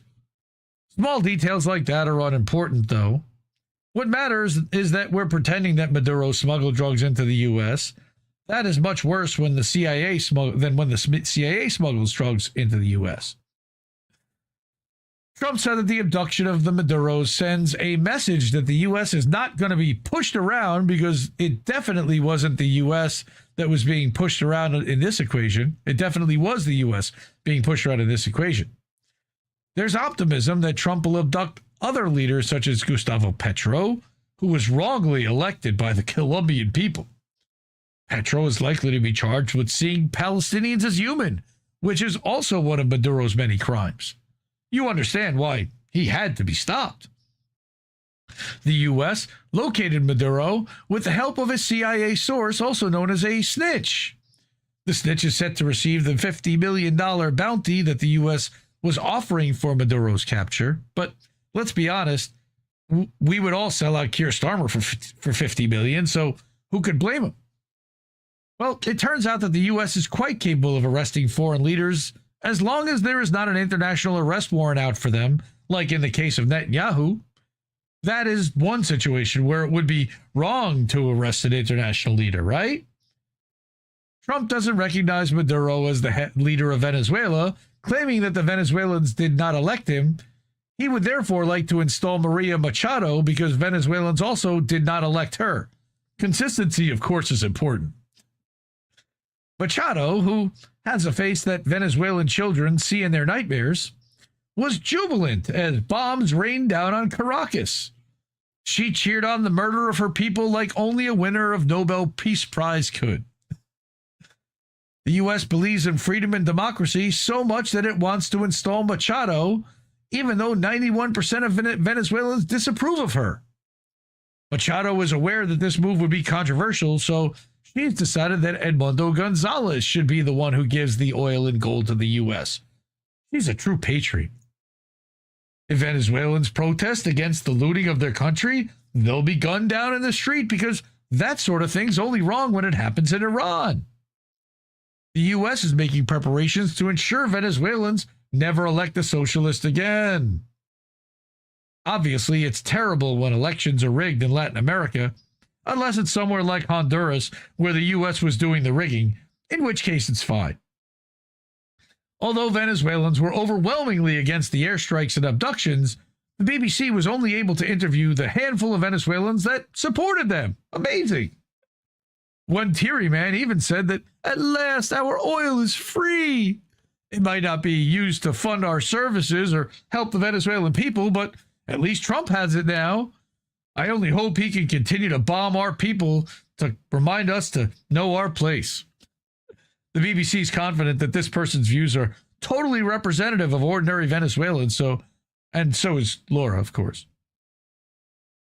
Tongue planted so firmly in cheek. I love that writer. Amazing. Normal Island News, another Indie Media Award honoree. NormalIsland.co.uk. Go subscribe, go support them over there. Vanessa Beeley also wrote an article, 14 points on the Trump kidnap of Venezuelan President Maduro on the 6th anniversary of the Trump assassination of Soleimani. Oh, yeah, he did that too. That was really Michael Bolton, apparently. John Bolton, not Michael Bolton. Michael Bolton saying what a man loves a woman. All right, so read the Vanessa article, thewallwillfall.org. This one I wanted to go through, and I know Angel in the Afternoon did a bang-up job the last couple days. If you want a lot more about what happened and what's going on in Venezuela, Angel was covering it in real time on his show. He did a show Friday for a couple hours. He came back and did a special on Saturday after they kidnapped Maduro, and then after they had him in court for an indictment, okay, and read the indictment and charged him, he went live last night and did another hour and a half. Go support Angel over at Angel in the Afternoon, right? So Esha, over at Historically, friend of the show, she published this incredible thread, and I want to go through this because this just shows what amateur hour this whole thing really is. Reading this alleged indictment against Maduro, right away, she points out that right in the first paragraph in the introduction, they mean to say export, but saying that he corrupted once legitimate institutions to import tons of cocaine into the United States. No, Venezuela was exporting tons of cocaine. And that's just the first mistake of a ton of little mistakes that they clearly rushed through and did not take their time. There are very rarely legal kind of documents that look like this. She says the National Assembly, when it was opposition controlled, passed zero laws. Therefore, this claim was such bullshit, all right, of him disbanding that, right? The complaint about the low-quality cocaine shipped to New York is hilarious, right? And that possession of machine guns, dude, he has an entire army behind him. What do you mean he has possession of machine guns? He's allowed. He's the leader of a country. All right, here's the ICJ ruling of the Democratic Republic of Congo versus Belgium, heads of state are immune from foreign prosecution. Southern District of New York calls Maduro a de facto but illegitimate to bypass this. That's also nuts. Says who? Edison Research? Is the U.S. sure that it wants this precedent given previous presidential conduct here? Probably not. Right? Keep going. Here's more bullshit. One charge is that supporting a foreign terrorist organization, but the Zetas were not designated one until 2025, right? But they're talking here about the Zetas. You see the Zetas highlighted there, right? And that was back before then. It was an object back that he did engage in contact that would be punishable for distribution of 5 kilograms, right? The Zetas before all of this. I don't see the date on that one there.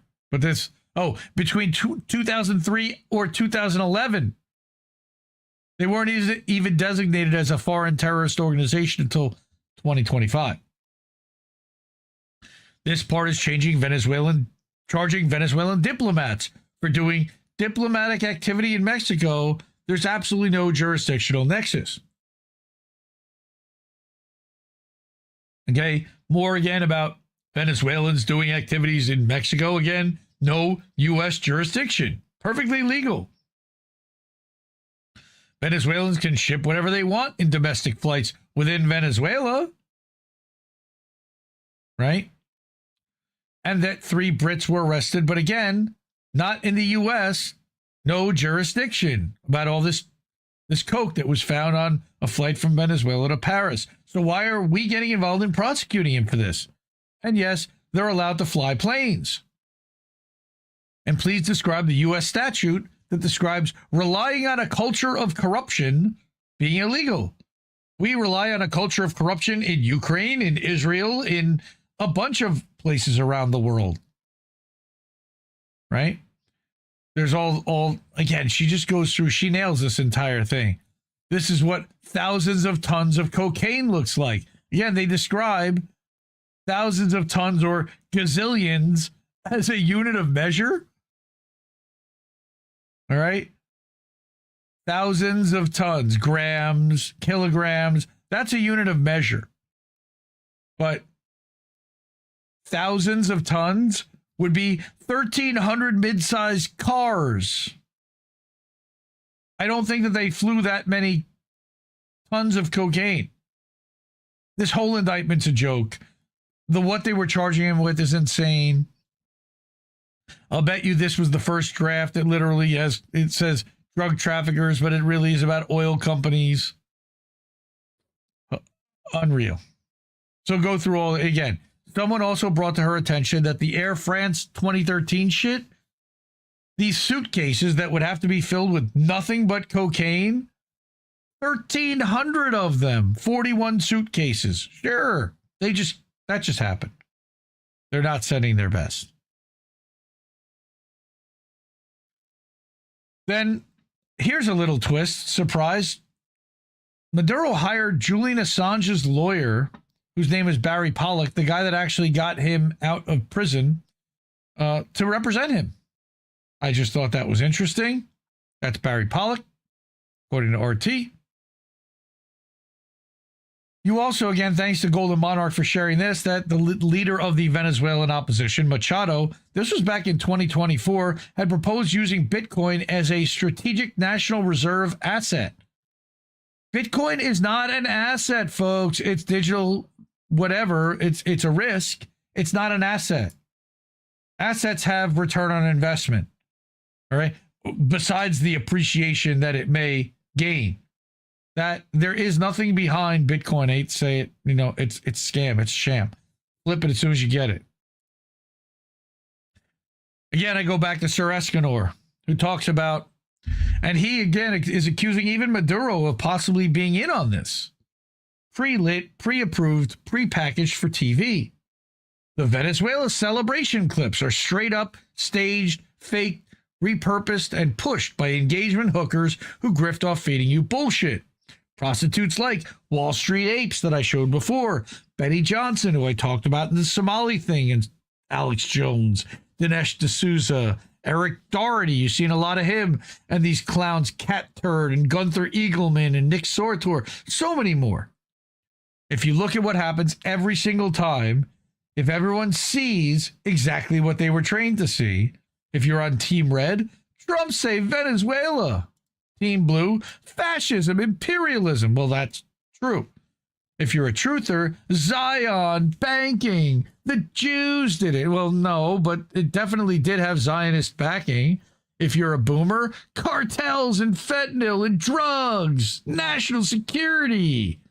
And if you're the finance nerds, oil and debt and crypto rails and so on and so forth. Same footage, different hallucinations, because the footage isn't the point. They need you assigned. They need you in a lane, a tribe, a script, a leash that feels like freedom. So when you argue Maduro versus Machado or USA versus China or Zionist versus anti-Zionist, they're quietly wiring up the operation and feeding. That's why it always smells like coordinated theater.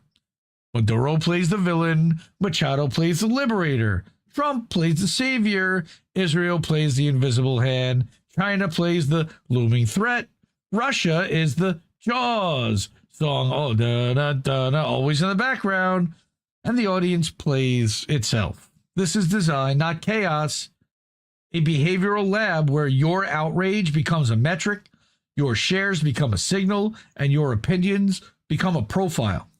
It's all fake. But you know what's not fake? The control grid that they build while you're watching along and arguing about which asshole or empire on television should hold the leash. Again, Sir Escador. All the players, they're all imperialists. We all have no say over any of this. And then to tie this further to Israel are the Isaac Accords. And I think Reef and Colin talked about the Isaac Accords on INN News, which is similar to the way that the Trump administration previously in the first admin had pushed the Abraham Accords across the Middle East.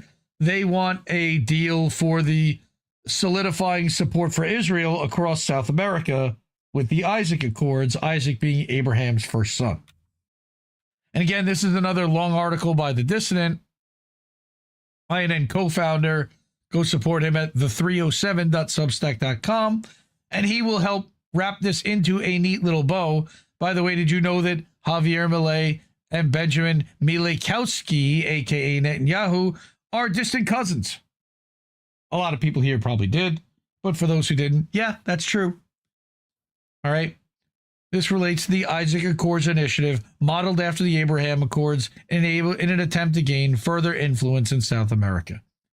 And this is talking from Robert Inlakesh. We reported on this last month, talking about this article of why Israel is so interested in Venezuela. Both I reported on this show, and then the next night, Reef and Colin read the same article on INN News, unbeknownst to each other. All right? So, wow. I mean, it's remarkable that this has all been able to go down the way that it has. That there aren't more people, that are so many people are falling for it because, like Escanor said, they're placed into their own little bubbles and their own little kind of groups. And everybody is screeching part of the narrative, but very few are stepping back. Thank you so much from Kameshwari Kate. But so few are stepping back and looking at the big picture. Let's see what Kate has to say. Thanks for the breakdown of all the lanes. It gives structure to the way we all see things from our own lanes and end up fighting with each other. Thank you, really. Yeah, we need to be fighting again. Punch up. And I can't stress that enough. We need to be punching upwards. Right? And again, all these reports, with the exception of the one from Axios about walls, these all came from independent sources. We can do this and report on what's happening and call out the bullshit and exactly why this is happening and how and who's motivated and benefiting from it by using exclusively independent sources. All right. That didn't take nearly as long as I thought it would to get through all of it. Wow. Did I miss some of it? No. We're going to be up to fuck Israel right now. Awesome. before we get to that, support independent media because we need it more than ever. I appreciate everyone. We're not monetized by YouTube. Hopefully, maybe in 2026, INN will be remonetized. Congrats to our friend and brother JB for getting his channel remonetized. I think we say fuck Israel too much on this channel to be remonetized. And if so be it, I also don't really like having our money tied to the platforms. I prefer having it separated. So I ask that you support our network by doing one of these things. Go to Cash App, $Indie News Network, or ko-fi.com/Indie News Network, like Kameshwari Kate just did, or over at paypal.me/Indie News Network, at patreon.com/Indie News Network. Over at our website that we host called IndieNewsNow.com, there's a section to tip the network via Stripe and keep the news free. We're also over on Substack at IndieMediaToday.com and over at INNNewsletter.com. Seven Sign has a question about Cocaine Mitch. So she was asking about, was it Mitch McConnell and his wife? Yes, they were all, there wasn't McConnell's Asian shipping family wife was also, where are we? Up. Also made Trump's Secretary of Transportation. Yes, there was a murder or mysterious death of a young family as well. Cocaine boat. Yes, I distinctly remember that during the first Trump administration. Cocaine Mitch, they call him. All right, and now he's resigning. Turtle Coke. That's right, Kurt Boss. All right. Yep, mutual aid, not mutual grape. Thank you. Well, we like mutual grape too. Mutual grapes are delicious, but mutual aid's even better. Okay, so I have several fuck Israel stories to go through that are infuriating. The first one of them, let's get to it right now, is this one right here. And let me hopefully they didn't take down the video from Instagram. Uh-oh, I think it might have been taken down. It was a Berlin protester who got tackled by cops. Wait, now all of a sudden it's just spinning. I have a feeling that it was taken down. This is evidence. Diane List Lady had posted this to her Instagram a few days ago, and I had it bookmarked, but I guess they took it down. So we'll have to get back to see if it comes back later. Come on. All right. BetBeat Media. I like Kareem. He wrote this article, 2 years, 1 million dead, 0 consequences. What did Israel lose? Well, nothing. Name one consequence. You can't. Welcome to capitalism. It's really depressing to read this article, but I think it's important to frame this, that we're not really winning this battle right now. Like, people are cheering about how, we're gaining ground or whatever. Not really. The ledger's in. The accountants have tallied the columns, and the verdict of the market is clear. Genocide pays. 2 years into Israel's systematic extermination of the Palestinian people, we can now assess the returns on investment. The ICC has issued arrest warrants for Netanyahu. Okay, independent estimates suggest the death toll approaches 1 million souls, though we'll never know the true number because the dead can't be counted when the counters themselves are buried beneath the rubble. The entire population of Gaza has been displaced, starved, bombed, and terrorized in what historians will one day recognize as the most documented genocide in human history. As you read this sentence, Palestinian babies are freezing to death in tents shredded by icy winds. The world is discussing fake ceasefire terms over coffee. And Israel has never been more powerful. This is not tragedy nor failure. This is the system working exactly as designed. So consider what Israel's gained. Its weapons industry has experienced a surge in global demand. The sales pitch writes itself, battle-tested. Every bomb dropped on a school, every missile fired into a refugee camp, every AI-assisted assassination of a family eating dinner These aren't war crimes in the language of capital. They're product demonstrations.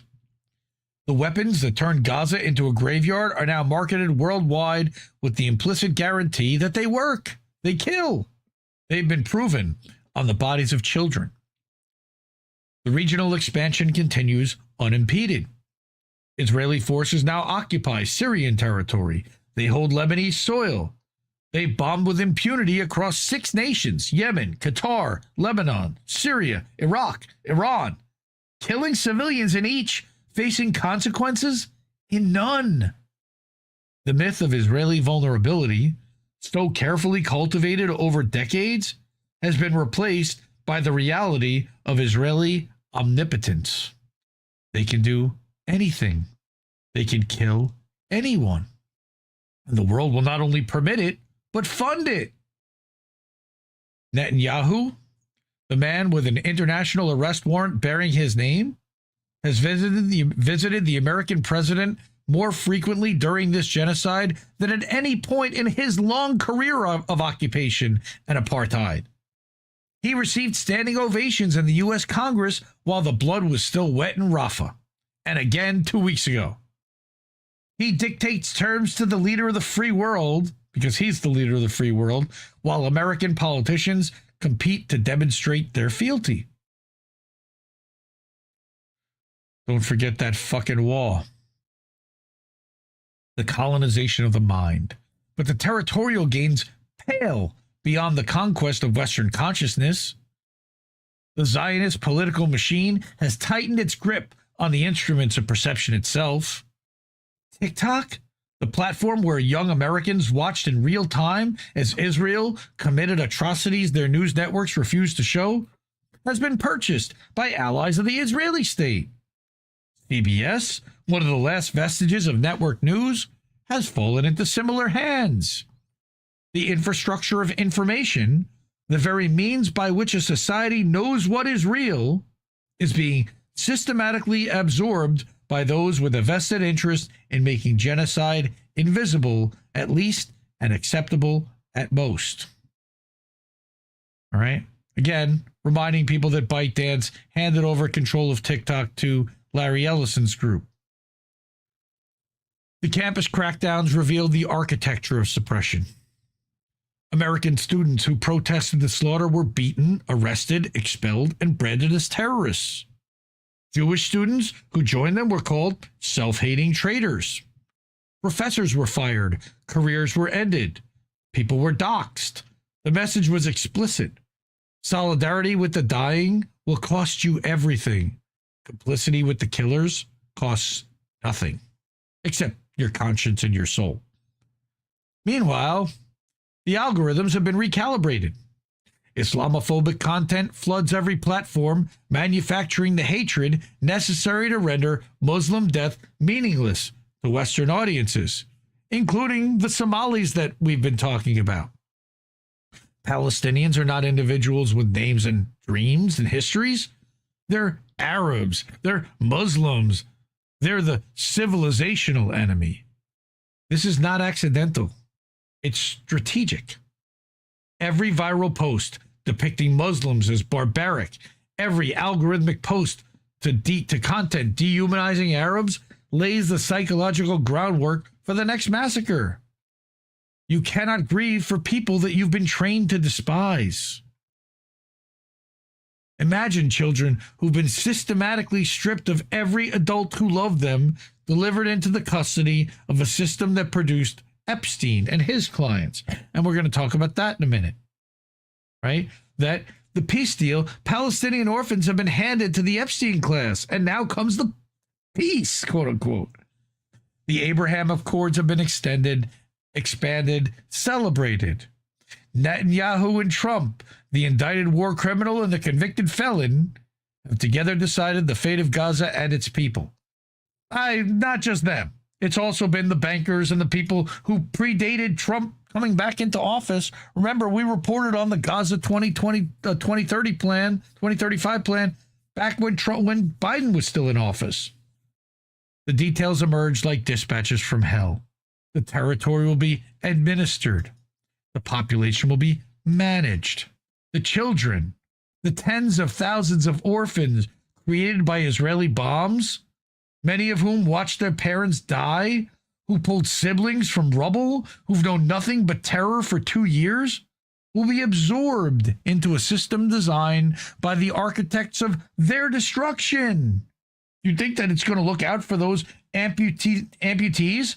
Largest collection of child amputees in the history of the world is sitting in Gaza right now. They're going to need a ton of support. They're going to get none of it. We know what the system produces. We've seen its previous outputs. Jeffrey Epstein didn't emerge from nowhere. He was a product of this world, the intelligence agencies, the financial networks. Are you hearing me, Jamie Dimon? The private islands where the powerful conducted their depravities beyond the reach of law or conscience, Richard Branson. His client list reads like a directory of Western power. His operation, as documented in recently released files, was known to governments and protected by them. He estimated that federal authorities knew about roughly 20 of the children he trafficked. They knew, and they did nothing because he was useful, because he was connected, because the powerful protect their own. Okay? Now imagine that those same networks, the same intelligence services, those same billionaires, those same captured politicians, given oversight of a population of orphan children with no parents to protect them, no records to trace them, and no advocates to speak for them? This isn't speculation. This is trajectory. This is what's happening right now. Look at all the orphan Palestinian kids. Tens of thousands, perhaps hundreds of thousands of orphans, desperate for love, safety, a single adult who wouldn't harm them. And now you've got the Epstein class getting their hands on them, potentially? Gross. What the genocide has proven beyond any reasonable doubt is that atrocity is profitable. Every metric that matters to capital has improved for Israel. Stock prices in defense contractors have risen. Export revenues have increased. Political influence has been expanded. Territory's been gained. Enemies eliminated. The international legal system has been revealed as theater. Impressive staging, no enforcement. The human rights framework constructed after the Holocaust has been exposed as a facade, a story that the powerful tell while doing precisely as they please. The market has spoken. Mass murder is a growth industry. And this shouldn't surprise us. Capitalism has always rewarded what it claims to deplore. The slave trade, enormously profitable. The Congo, profitable. Opioid epidemic, profitable. Every atrocity that can be monetized will be monetized because the system has no mechanism for moral judgment, only price signals. And the price signals on Palestinian life is clear. It's zero, less than zero. Palestinian death actively generates value. This is why the same personality types rise to dominance in corporate suites and the corridors of power. The system selects those willing to do what others will not. The hesitant are outcompeted. The ethical are eliminated. What remains at the apex of capitalist society is a concentration of individuals for whom other beings are instruments, tools to be used, resources to be extracted, obstacles to be removed. We have clinical terms for people who view others this way. We call them sociopaths. We call them psychopaths. We study them in abnormal psychology classes as cautionary examples of human development gone wrong. And then we make them CEOs, we make them presidents, we make them the architects of our algorithmic future. All right. The macro pattern. What is true of individuals is also true of nations. Israel's triumph through genocide is not an aberration. It's capitalism functioning at a civilizational scale. The nation that commits the worst crimes most efficiently, that extracts the most value from human suffering, that most completely captures the regulatory systems meant to restrain it, that nation wins. It receives investment. It gains allies and it expands. The nations that hesitate, that honor treaties, that treat international law as binding rather than advisory, those nations are conquered. They're sanctioned. They're bombed into compliance with the very rules that their destroyers ignore. They're also destabilized. Coups are funded in those countries. All right? It doesn't happen organically. It happens because capitalism steps in to make sure it happens. This is the order we've built. This is the system we sustain with every tax dollar, even though taxes don't fund spending, every investment, every slight acceptance of atrocity in exchange for comfort. And in the end, it comes back to the children of Gaza, buried under rubble or wandering through ruins, searching for parents who'll never answer.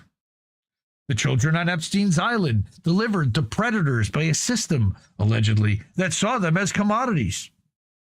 The children who will be processed through whatever apparatus emerges from the Trump-Netanyahu peace deal, Palestinian, their fates decided by men who've demonstrated through decades of action exactly how much young lives mean to them, which is nothing. These are not separate categories. These are the same children, the vulnerable, the voiceless, profitable. In a system that prices everything and values nothing, children are simply another resource to be exploited for labor, for sex, for organs. Yes, we know that they've been stealing Palestinian organs from the people they murder, for target practice, for product demonstration. The specific application varies. The underlying logic does not. There it is with the organ theft. Again, the billionaires who visited Epstein's Island were not aberrations. They were the purest expressions of a system that rewards acquisition without limit and consumption without conscience. When you have everything, when every material desire can be satisfied with a phone call, when governments bend to your preferences, when you've become, in practical terms, a god, what remains? What's left to want? The forbidden, the cruel, the absolute dominion over other human beings that proves finally and completely that you are beyond all constraint. This is the indictment of our system, and no court will ever deliver it. Capitalism doesn't merely permit atrocity, it requires it. That's profound right there. The endless growth that the system demands cannot be achieved through voluntary exchange alone. There aren't enough willing sellers, not enough accessible resources, not enough undefended markets. Expansion requires expropriation. Profit requires plunder. The gap between what capital needs and what people will freely give must be bridged with violence. I'm not saying that capitalism does. Gaza is that bridge. The sweatshops are that bridge. The private prisons are that bridge. The opioid-saturated towns and strip-mined mountains and acidifying oceans, all bridges, all sacrifices, all profitable. The genius of the system is that it makes the beneficiaries complicit without their conscious knowledge. We condemn the genocide over breakfast and check our investment portfolios over lunch, not realizing that the same companies profiting from the bombs are nestled in our retirement funds. I realize that. What do you do about it? We post our outrage on platforms designed to harvest our attention for advertisers who sell products made in conditions we would never tolerate for ourselves. We're compromised from the moment we wake up until the moment we fall asleep, threaded through with the proceeds of suffering that we've trained ourselves not to see. The question is not whether this will continue. Of course it will. The system has no self-correcting mechanism. The incentives all point toward more extraction, more exploitation, more elimination of those who resist. The Palestinians understood this. They resisted anyway.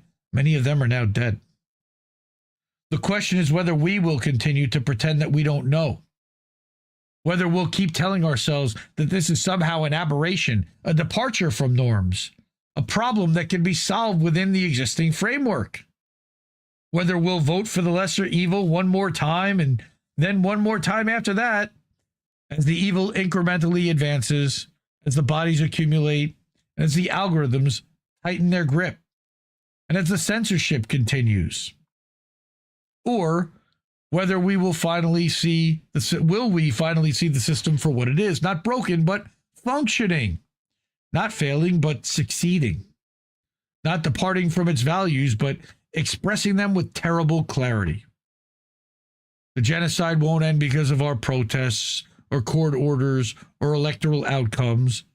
It's going to end when it's no longer profitable, when the cost of the continuation exceeds the benefits, when those who sustain it with money, with silence, with participation, decide that they can sustain it no longer. That decision has not yet been made. And somewhere in a boardroom or a bunker or a server farm humming with AI, the architects of our future are calculating exactly how much human life they can convert to profit while knowing that the system they built will inevitably consume them too. Man, that was long, but and dark, but it's so important to really understand and assess where we really are from an honest perspective. And I think that while it might be a little doomerish, I still think that he's accurate. They haven't lost anything. You know, what hurting them in their wallet, as he said, is the only thing that these guys fucking understand. And I've been saying that forever. Fuck Israel. The way you fuck them is their wallet. That's all they care about is their money. In turn, fuck Israel because they are trying to now push a bill to restrict the Muslim call to prayer across Palestine. They aren't even going to be allowed to play the noise, the chants. Wow. Yep. They're pushing it, and it'll likely happen too. Again, nobody's stopping this shit. There used to be an American president that would stop it. Getting back to Professor Asal Rad, this one's crazy. A Palestinian called the police when illegal settlers harassed him on his land. Israeli soldiers came and arrested the Palestinian. This is what apartheid looks like. Israel at war, day 813. No, that's Israel dropping bombs on people that aren't firing back. Day 812. Fuckers. More Asal Rad. Bringing a Nasser Jr. comic. See, there's no genocide in Gaza. No, there's no press to report it, so there must not be one, right? That's what happens when they murder more than 300 journalists and their families. Okay, speaking of which, IndieNewsNow has a website, has a Twitter account where we retweet and post articles from a lot of the creators that we amplify on the website. And I saw this one the other day from Caitlin Johnstone, and I'm going to play the actual piece. Israeli government put my name at the top of an anti-Semite list. Yep. This one's unbelievable. So let's listen to Tim and Tim read this from Caitlin. The Israeli government put my name at the top of an anti-Semite list. My name appears at the top of a list in a document the Israeli government released earlier this month in order to draw false associations between the Bondi Beach shooting and online criticism of Israel and its atrocities. The PowerPoint document, released by Israel's Ministry for Diaspora Affairs and Combating Anti-Semitism, is titled Delegitimization and Anti-Semitism in Australia, a snapshot October to December 2025, and its claims have been cited by Israeli media outlets like Ynet News. Page 5 of the document is titled Actors, Key Generators of Anti-Semitism and Delegitimization in Australia, where the name Caitlin Johnston is listed at the top of a column titled Active Influencers and Content Creators, which is ranked by number of followers. Page 7 describes me as an anti-Western blogger promoting conspiracies and complete delegitimization of Israel. This word, delegitimization, appears throughout the document, which I personally find funny. They knew the anti-Semitism claim couldn't stand on its own, so they had to tack on this weird extra complaint about people delegitimizing the state of Israel, as though that's a bad thing. I'll always deny harboring any hatred toward Jews or Judaism, but I'll happily admit to trying to delegitimize a genocidal apartheid state that cannot exist without nonstop violence and abuse. The document attempts to make the argument that in the 2 months leading up to the Bondi attack, there was an epidemic of anti-Semitic hate speech online, absurdly insinuating that those of us who were criticizing Israel and its abuses during that time incited 2 ISIS guys to commit an act of terrorism, like ISIS were just a bunch of cuddly-wuddly snuggle bears until some Australian influencers tweeted mean things about Israel. Page 14 of the document is captioned, "Examples of recent hate speech in the 2 months leading up to the attack. Selected anti-Semitic tweets on X, Caitlin Johnston," and it consists of 2 tweets. You can tell whoever collected them was just doing advanced searches for specific keywords from the people on their list because the word Jewish is highlighted in one of their screenshotted tweets, which means they had to scroll past the many tweets I've made over the years which would contradict the anti-Semitism narrative they're trying to build. The first tweet is from August 6 of this year, and it features a screenshot from journalist Owen Jones noting that just 6.7% of Israeli Jews surveyed had told pollsters that they are very troubled by reports of starvation and suffering in Gaza. I captioned the screenshot as follows. Poll after poll after poll shows that Jewish Israelis are horrible people who are quantifiably much more cruel and immoral than pretty much any other population. At a certain point, you have to stop thinking the polls might be mistaken and see that the only real mistake is Israel. End quote. Note that I didn't say Jews, but Jewish Israelis. Poll after poll after poll shows that Israeli Jews are indeed horrible people who hold sociopathic attitudes toward Palestinians, because that's what happens when you're the privileged group in an apartheid state. White South Africans were horrible people during South African apartheid, too. You can't have apartheid without indoctrinating your public to see the disempowered groups as less than the empowered group. It doesn't say anything about Jews or Judaism that this is the case. That's just how apartheid works. The second tweet is from October 6th of this year, and it reads as follows. Someone who is truly and sincerely worried about a rise in anti-Semitism will oppose the mass slaughter of children under the Star of David banner by a state which claims to represent all Jews, while Jewish billionaires buy up media to silence criticism of that state, and Jewish oligarchs openly purchase the president of the world's most powerful government to ensure the facilitation of that state's atrocities. Now, I guess this one might look anti-Semitic if you didn't know that every single part of it is completely true. Israel has indeed been mass slaughtering children and does indeed have a Star of David on its flag. Israel is indeed claiming to represent all Jews when it argues that criticism of Israel is hateful toward everyone who is Jewish.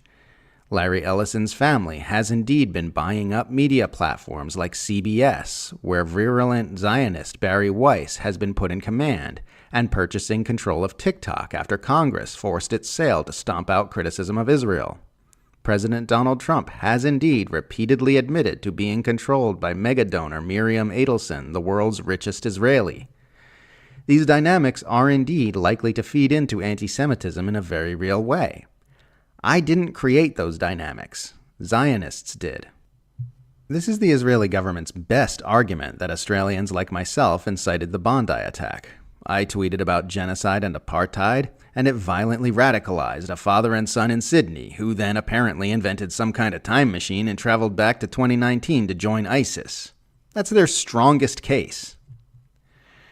If you've been wondering why I've been writing so much about the Bondi Beach shooting, this is why. It's being used to justify an aggressive assault on freedom of speech and assembly in Australia, and that assault is happening at the forceful urging of the Australian Israel lobby and the Israeli government, which is now going so far as to compile official public lists of Australians who it deems guilty of dangerous wrongthink. Israel's Ministry of Diaspora Affairs and Combating Anti-Semitism also put together a full-page profile on me and my work back in September in a release titled Anti-Semitism and Anti-Zionism in Australia, Key Influencers, Incidents, Groups, and Trends, which I'll just copy here because it makes me look awesome. Here's a quote. Caitlin Johnston, an Australian independent journalist and political commentator. Her writings frequently describe Israel as a genocidal apartheid state and a settler colonialist project that perpetuates systemic violence and oppression. She argues that Israel's actions are not isolated incidents, but part of a broader strategy to maintain dominance over Palestinians.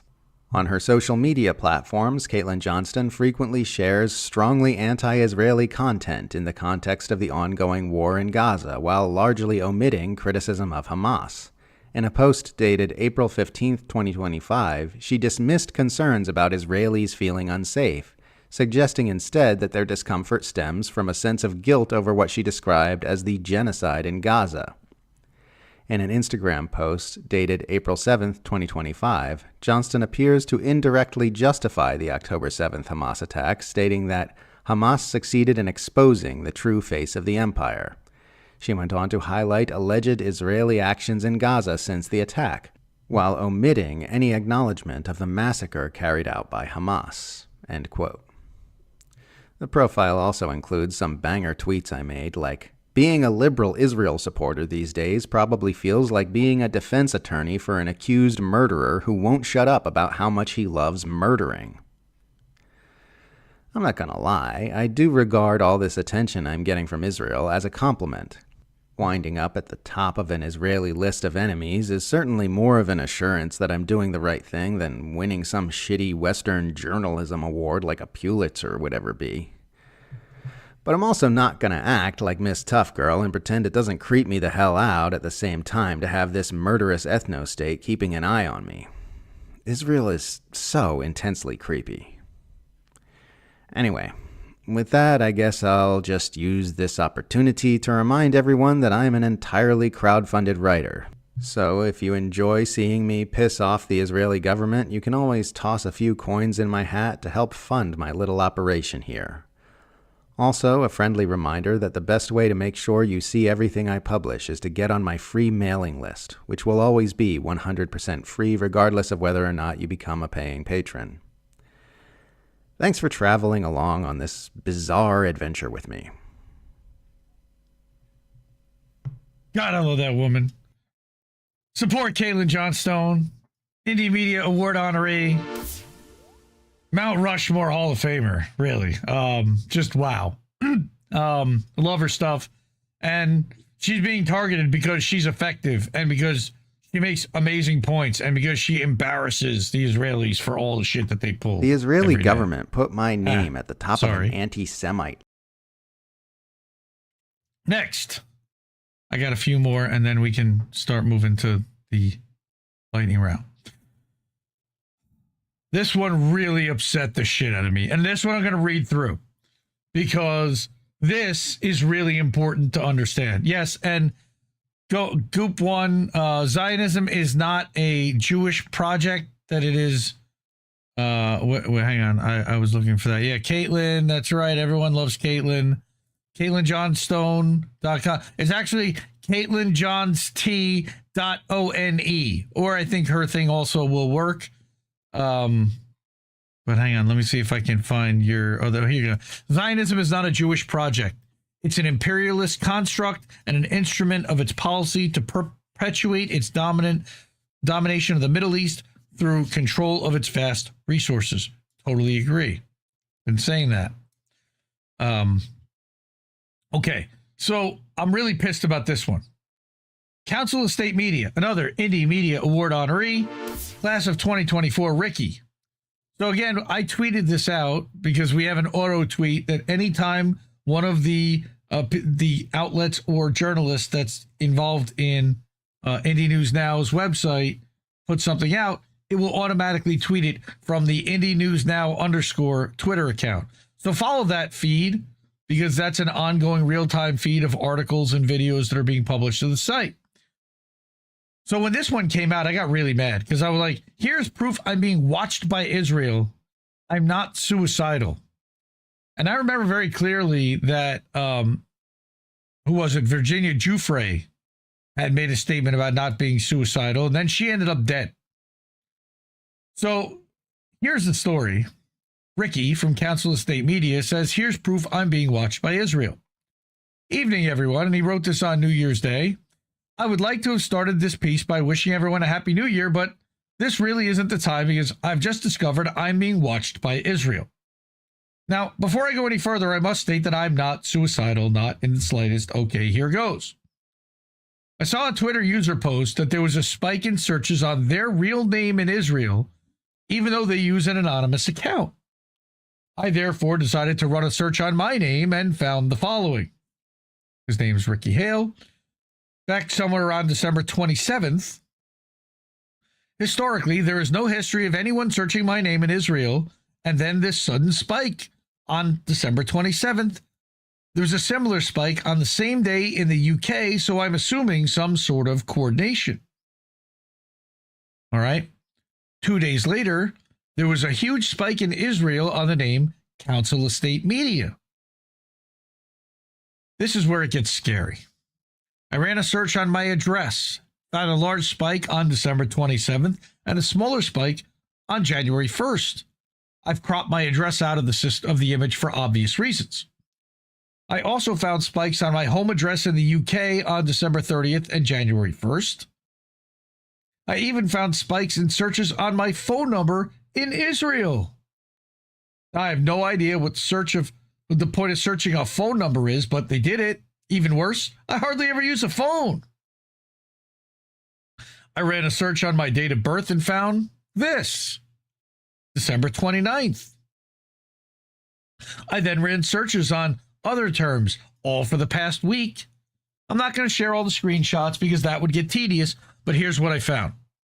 Spikes in searches in Israel on my high school, my Xbox gamer tag, my son's Xbox gamer tag, all my addresses dating back to childhood, my mother's maiden name, my father's name, the names of my 3 sons, but none of my daughters, weirdly enough, the dates of birth of 2 of my sons, the name of my eldest son's high school, the name of my other children's primary school, the name of a hospital around the corner.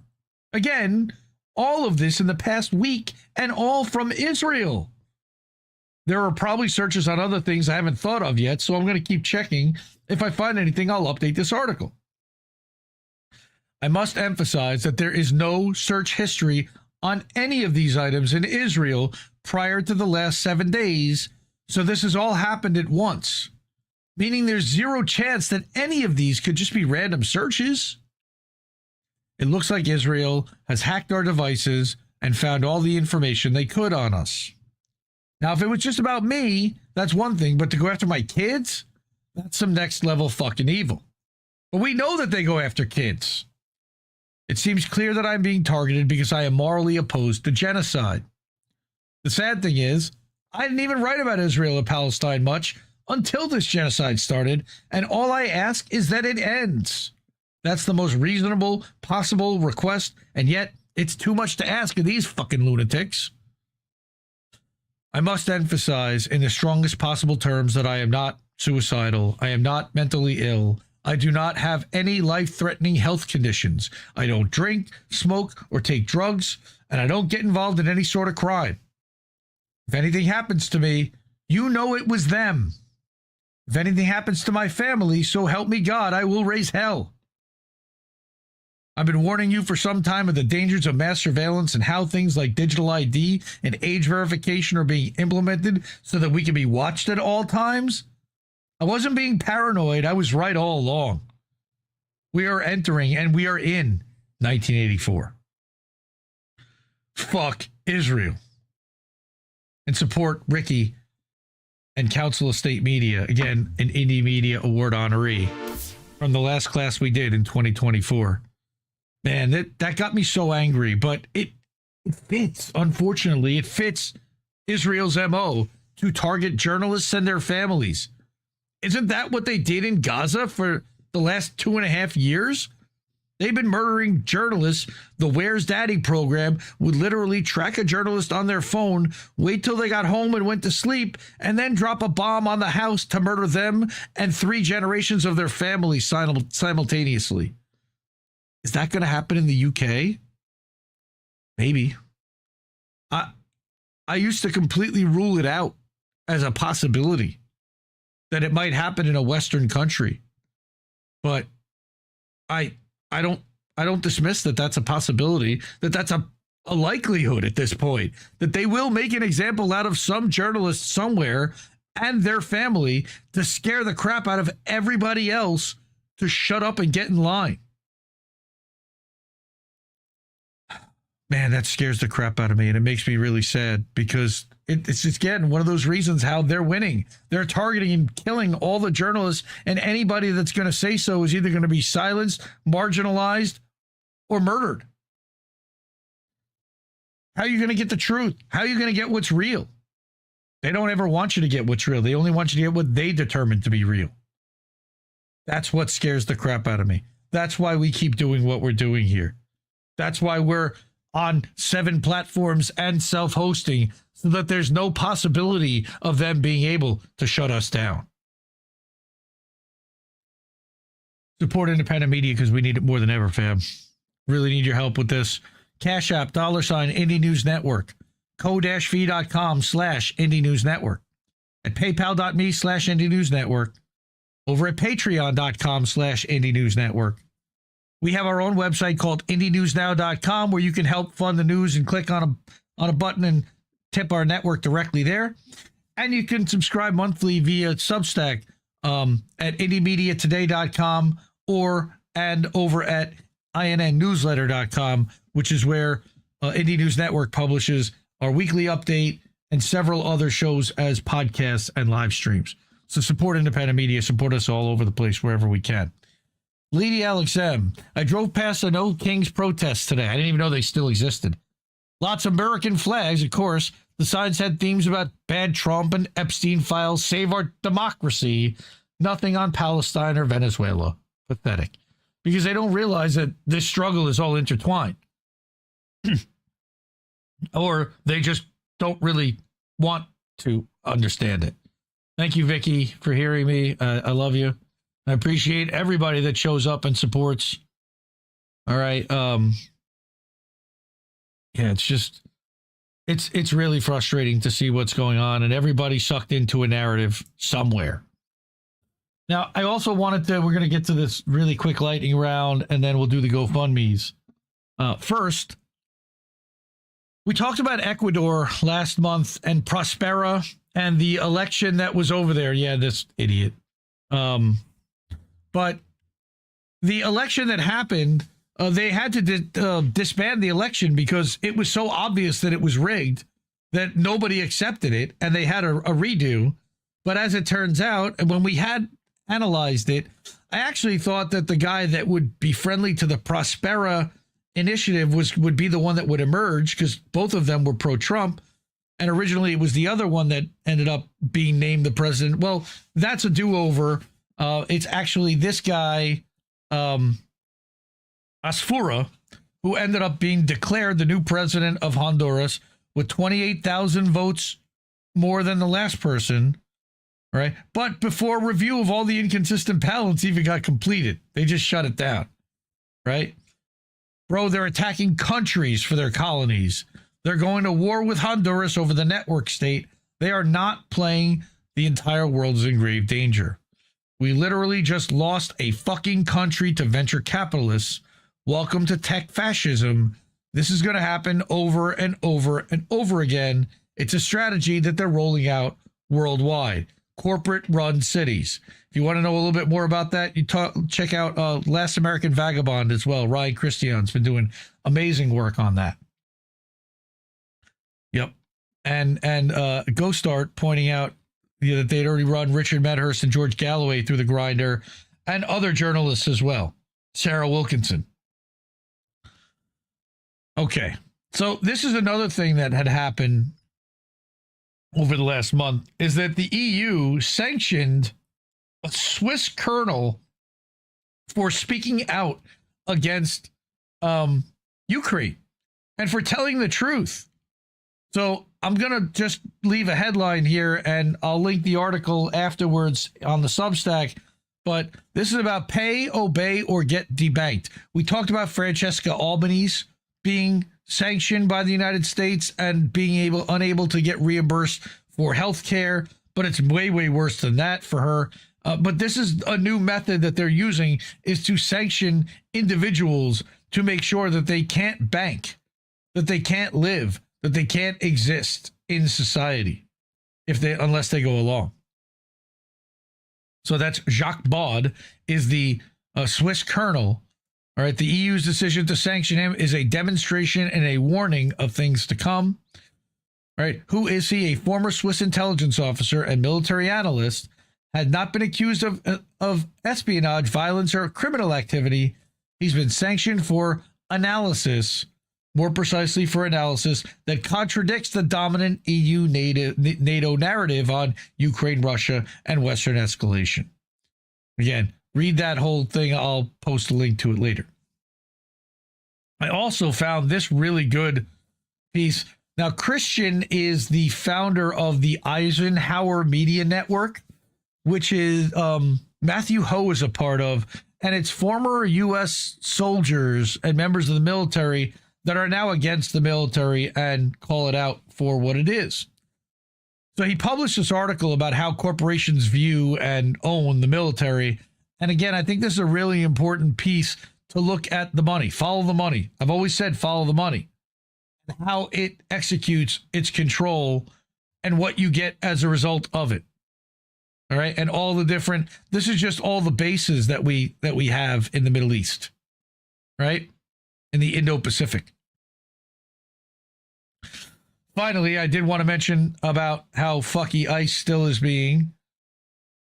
It seems a CBP agent brake checked the guy following him, causing a rear end crash. And then after briefly detaining the driver, they let him go. But a week later, they blew up his front door in a highly publicized raid with videographers on hand while lying about what happened.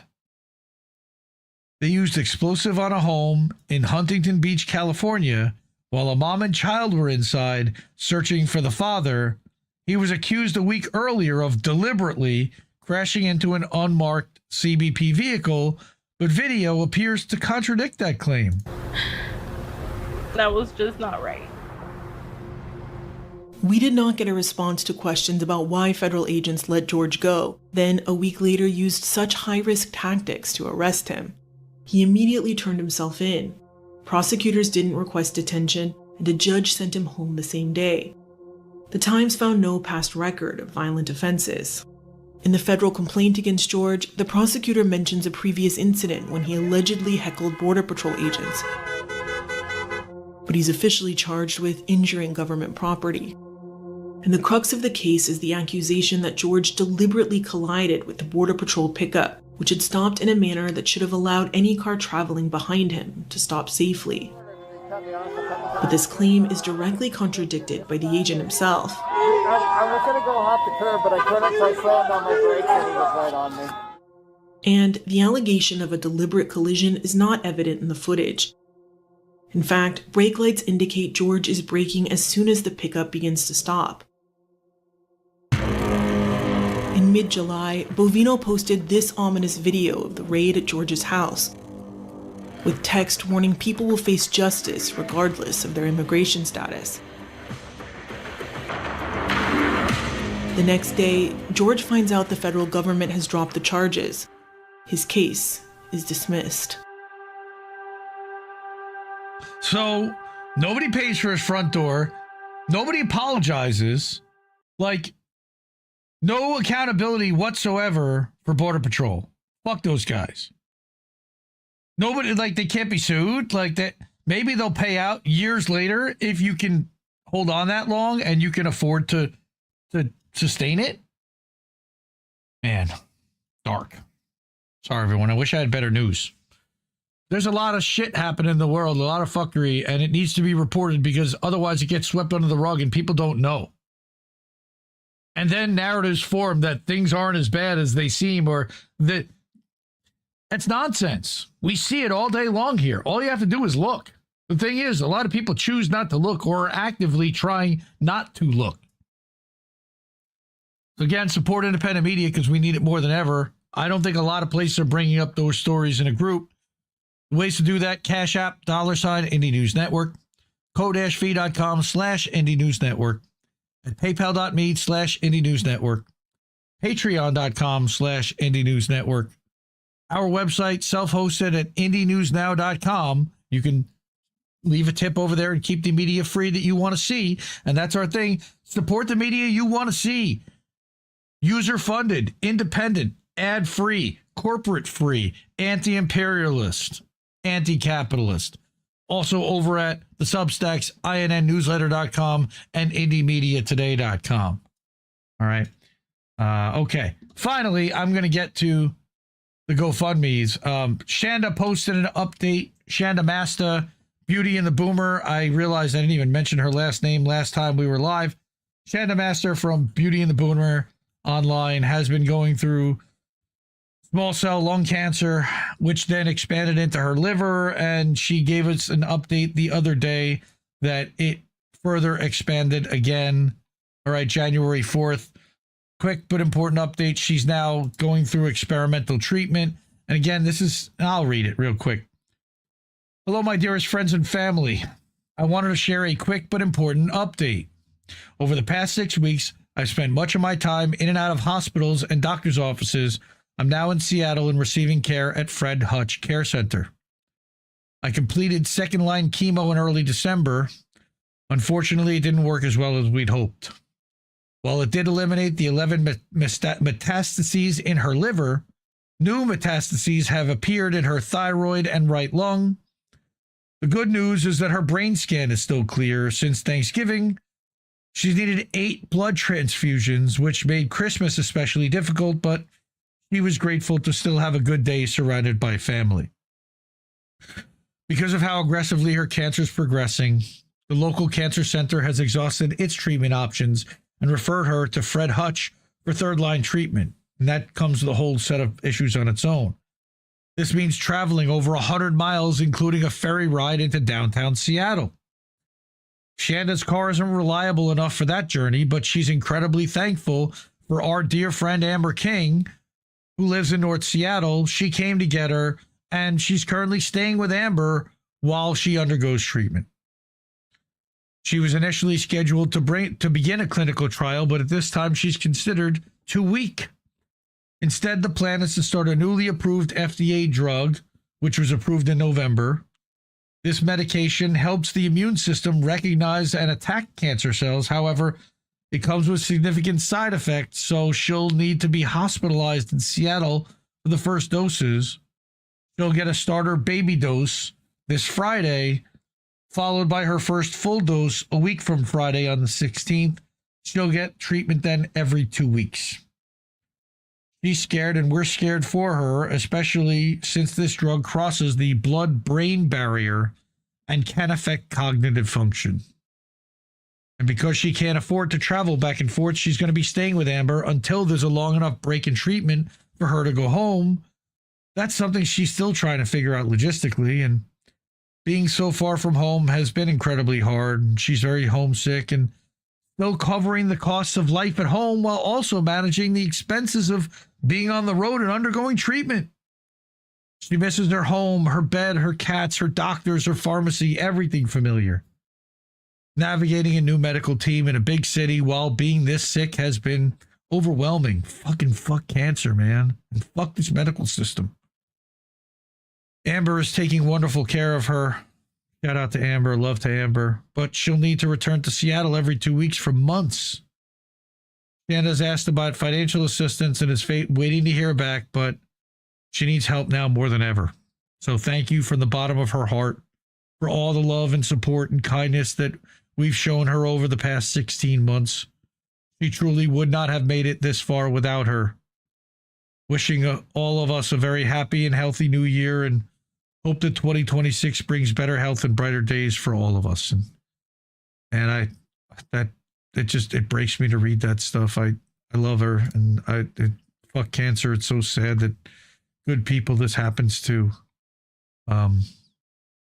You know, we were able to give $50 to this over the holiday break. We gave out some mutual aid to all the GoFundMes that we've been supporting. But please, if you're able to, here is Shanda's link to her GoFundMe, so you can drop her a couple of bucks and help her manage the costs if you're able. Thank you. Yeah, exactly, Kate. That's just a couple of days from now, Friday the 9th. Okay, so next we've got Natalia. Natalia is also in the process of being deported. They are appealing right now. Anthony said that they had taken some money and funded the appeal, and they took some money and gave it to her daughter who needed that for some stuff at school. Totally understand. Shout out to Natalie, who's donated quite a bit. Again, Natalia has been here legally for 9 years, currently in the process of applying for a green card. She was taken into ICE custody and locked up for months and still has not been able to get out. We want her free. We need her free. She did not do anything to warrant justifying locking her up for 6 months and then deporting her on top of it. So she's got to start all over in a country where she was granted asylum from here. We read her letter on the air. Then there's Justice for Aspen. And shout out to our friend Halo Benson, Aspen's mom. I heard from Halo over the winter break. Thank you so much for the fudge that she sent over Christmas. Much love. Appreciate that. They have been able to fund an investigator, but they are still in need of a lot. And that is just the first step. And since we hit the $12,500 mark, I don't think that very much has come into her GoFundMe. Again, she's going to need a bunch more to fund lawyers and investigators and who knows what else. And life, by the way, while she's doing this. She's not really working. So you can purchase her art by going to this link, tr.ee/justice and the number 4 Aspen. And there's a link to her artwork. There's a link to the GoFundMe. There's a link to watch the interviews that I did with her and the fundraiser we did, to read the article that Dissent in Bloom had written about her story and just how wrong this all is. Again, here's Aspen's GoFundMe, which is up to $12,572. So we got a couple of bucks. I know it had just gotten $12,500. And again, much more is needed. So if you're able to, please support these amazing causes and these fantastic people. I also wanted to point out 2 things here. The merch store at IndieNewsNow.com. I talked about it a couple of times tonight, but we do have a merch store where you can pick up t-shirts, beanies, hoodies, and support the media you want to see by wearing our logos and telling other people about the network and about shows in the channel. I also wanted to mention that I have been maintaining this weekly calendar, which you can link to from INN Newsletter's weekly updates. And this is updated in real time. So even tonight's live stream is on here, and you can see a link to it with the title and everything. And this kind of lays out the schedule of all the live streams, the articles, and the clips that are being generated daily. And you can go back, and this goes back to the middle of November, and find every single piece of content that INN put out uniquely between us and our members.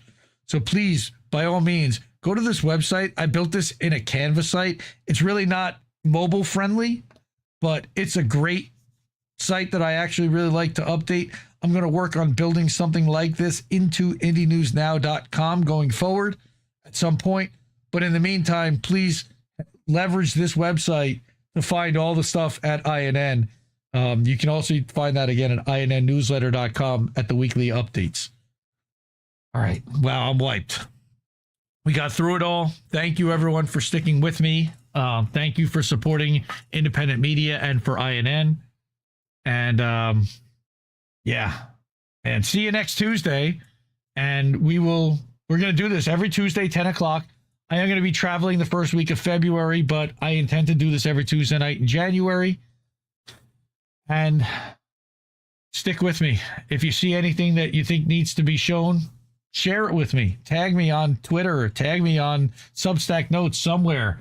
Tag INN if you can. And share all the other INN shows, INN News. Again, I'm going to be doing a tech tips show on Thursday night. Angel in the Afternoon on Friday. Pro Wrestling Talk on Saturday. Boats smashing into other boats on Sundays. We've got content basically 7 days a week for you. Thank you again for supporting independent media. Thanks for supporting me.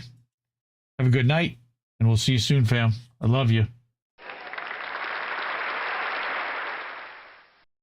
No! We just fucking lost the stream!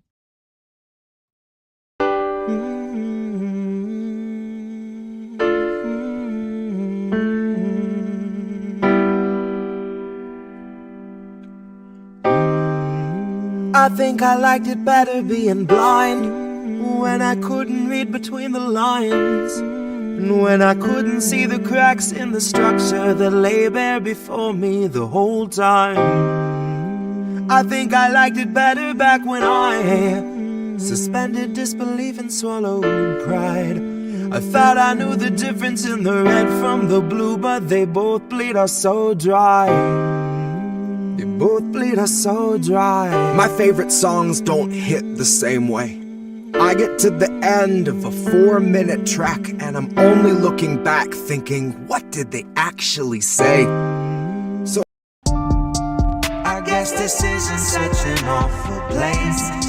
Is that what you want?